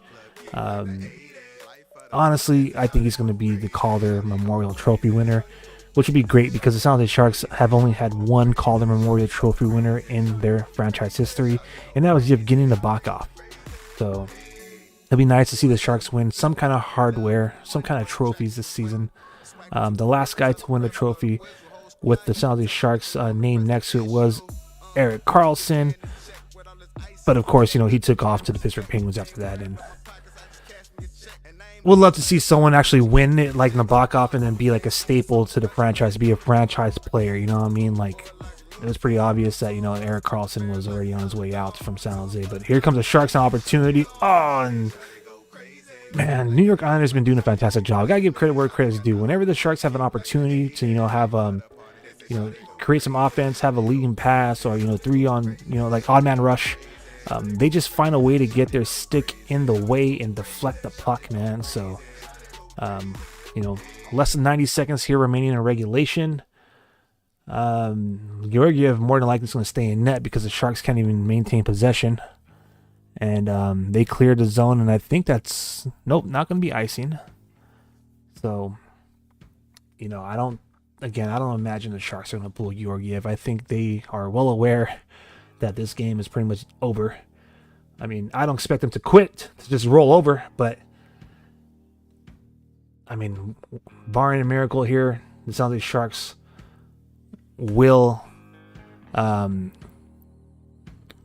drop the first game of the season series, and we'll have to wait for our rematch at the tank on March 8th. All right. So tonight's live stream, your AI. Someone says your AI is dope. Oh, we got some more comments here. My bad. Let me see. Yo, the Sharks are getting clocked just like my abs got. Thank you. Your AI is dope. Okay, so I appreciate the praise and I appreciate the love. This is not AI, by the way. This is a character animator, live character animator. So, it's, how do I say this? This isn't just like some artificially intelligent generated image that's responding. It's live character animation. It literally follows, like blinking, open mouth, all that. It's live character animated. So I appreciate the love. Tyler Toffoli is the real deal. Former Hab. Yeah, Tyler Toffoli unfortunately was not available for this game. He's dealing with a upper body element, I believe it was. So he sustained an injury in the last game. So it was just like a game time decision. I think he was out there skating during warm-ups and then just couldn't do it. You know what I mean? Who knows? Maybe he has a flu too. You know what I mean? Maybe the guts aren't agreeing with these guys. Supposedly that's why Oscar Office is starting tonight. Someone said character animator. What do I know? I don't mean like that. It's just, I know a lot of people are like, oh, we don't like the AI because they're so used to seeing it like on everything like AI these days. But this is actually live character animator, and I'm glad that it's picking on. I got a lot of heat for some reason or another. People love to throw their shade, but I was doing this last season and for a couple of seasons now. Not even last season. Like I did this for like a couple of years now, and the evolution of the character animator actually was great too. So I really appreciate you showing some love and support. But back to the point is, I'm glad to see that it's actually something that's being utilized too now. Like, I know there's an NFL game going on right now. There's some playoffs going on, but I mean they even implement like character animator during their streams when they like do it like on like SpongeBob and all that stuff. Anyways, but all right, this is it, baby. That's game. I'm calling it. It's game. It's final. Sharks lost this one. It is what it is. Let's see. Now, I said if the scores stay the way they were, that Georgiev was going to have another solid night in net, but unfortunately he surrendered 4 goals. Excuse me. So his save percentage dropped on the evening to .871. Not a great start. His stats do not tell the whole story tonight. That last goal was more definitely that's definitely on him, but nonetheless, it doesn't matter. San Jose Sharks collectively as a team lost this one 4-1. They kind of haven't showed up in the last few games. So what else can you say besides, maybe they could find a way to turn it around early Monday against the Bruins. I would be shocked because I'm pretty sure that the Bruins and the Nashville Predators will probably pose more of a challenge than the Islanders did tonight. But you never know, baby. Any given game day, right? So let's just quickly look over the stats here. We're not going to go all in detail like we usually do during our intermission. We're just going to kind of do a quick post game here to wrap it all up. The San Jose Sharks end up losing this game 4-1. As it stands now, they are still going to be the 31st ranked team in the league. Even though Chicago, I believe they won today, right? Doesn't matter. Sharks have 34 points in the standings. Chicago has 31. So for those of you who are watching, the draft lottery and you're on Team Tank, Sharks right now are sitting at 31 overall in the league. There may be a chance to beat the Predators. I mean, they are the 30th ranked team in the league, but we'll have to wait and see for that one, right? The record now after 47 games played is 14-27-6 for the San Jose Sharks, whereas the New York Islanders improve to 17-20-7 after 44 games played. They're 27th ranked team in the league. Shots on goal, your totals are as follows. So the San Jose Sharks got 19 shots on goal. That's 4 in the first, 7 in the second, and 8 in the third. The New York Islanders got 31 shots total, 10 in the first, 14 in the second, 7 in the third. The face-off percentage was, by the end of the game, almost even. 51% of the face-offs were won by the New York Islanders. Both teams got an opportunity on the power play, and both teams were unable to score on the man advantage. Super physical game. San Jose Sharks recorded 39 hits. The New York Islanders recorded 33. Shots blocked by San Jose were 17 and 20 by the New York Islanders. Giveaways from both squads was ridiculous. 28 giveaways by San Jose, 24 by New York. San Jose got 2 takeaways, 4 takeaways by the Islanders.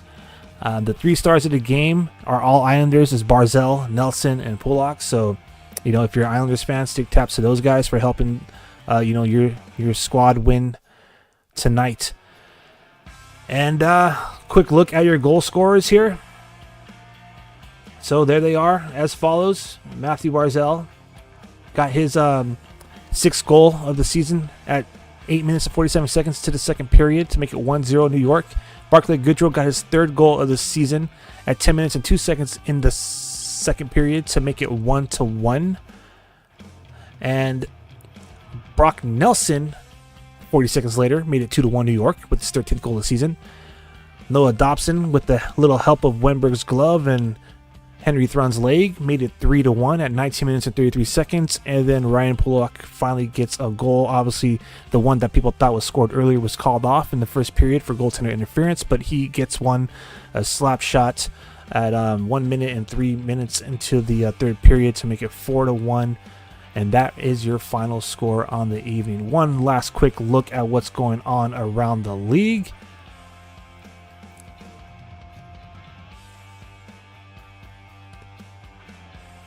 Some finals today. New Jersey loses at home to Philadelphia Flyers 3-1. Ottawa Senators win at home in a shootout 6-5 over the visiting Boston Bruins. The Colorado Avalanche win at home against the Dallas Stars 6-3. Florida Panthers shut out the visiting Anaheim Ducks 3-0. Montreal Canadiens lose at home 7-3 to the Toronto Maple Leafs. Washington Capitals win at home against the visiting Pittsburgh Penguins 4-1. Calgary Flames go into Winnipeg and defeat the Jets on the road 3-1. Detroit Red Wings fall to the Tampa Bay Lightning 5-1. Tampa Bay holding it down in their hometown. New York Rangers shut out the Columbus Blue Jackets, but it took a shootout to do so. They win that game 1-0. San Jose Sharks just lost to the Islanders 4-1. Some games that are still going on in progress if you want to watch them. The Blackhawks are winning right now 5-3 over the visiting Vegas Golden Knights. They're halfway through the third period. The Nashville Predators are winning 4-2 over the visiting Minnesota Wild. They have 11 minutes remaining in their third period. More than halfway through the second period, the Utah Hockey Club has a 4-2 lead over the St. Louis Blues, while the Vancouver Canucks and the Edmonton Oilers are tied up 0-0 halfway through the first. Also halfway through the first are the Seattle Kraken, who are hosting the Los Angeles Kings. The Seattle Kraken have a 2-1 lead over the Kings, and that right there is a look around the league. I'm Aaron James. One more quick thank you to you all for joining me here tonight. Over 200 plus live viewers. You guys are the best. Thank you for making Shark City Hockey the #1 trending live stream in Sharks territory. And until next time, that will be Tuesday. As I usually say, let's go Sharks. Y'all have yourself a great rest of your weekend. Y'all be safe. And I'll see you when the Sharks take on the Preds. Have a good night, everyone.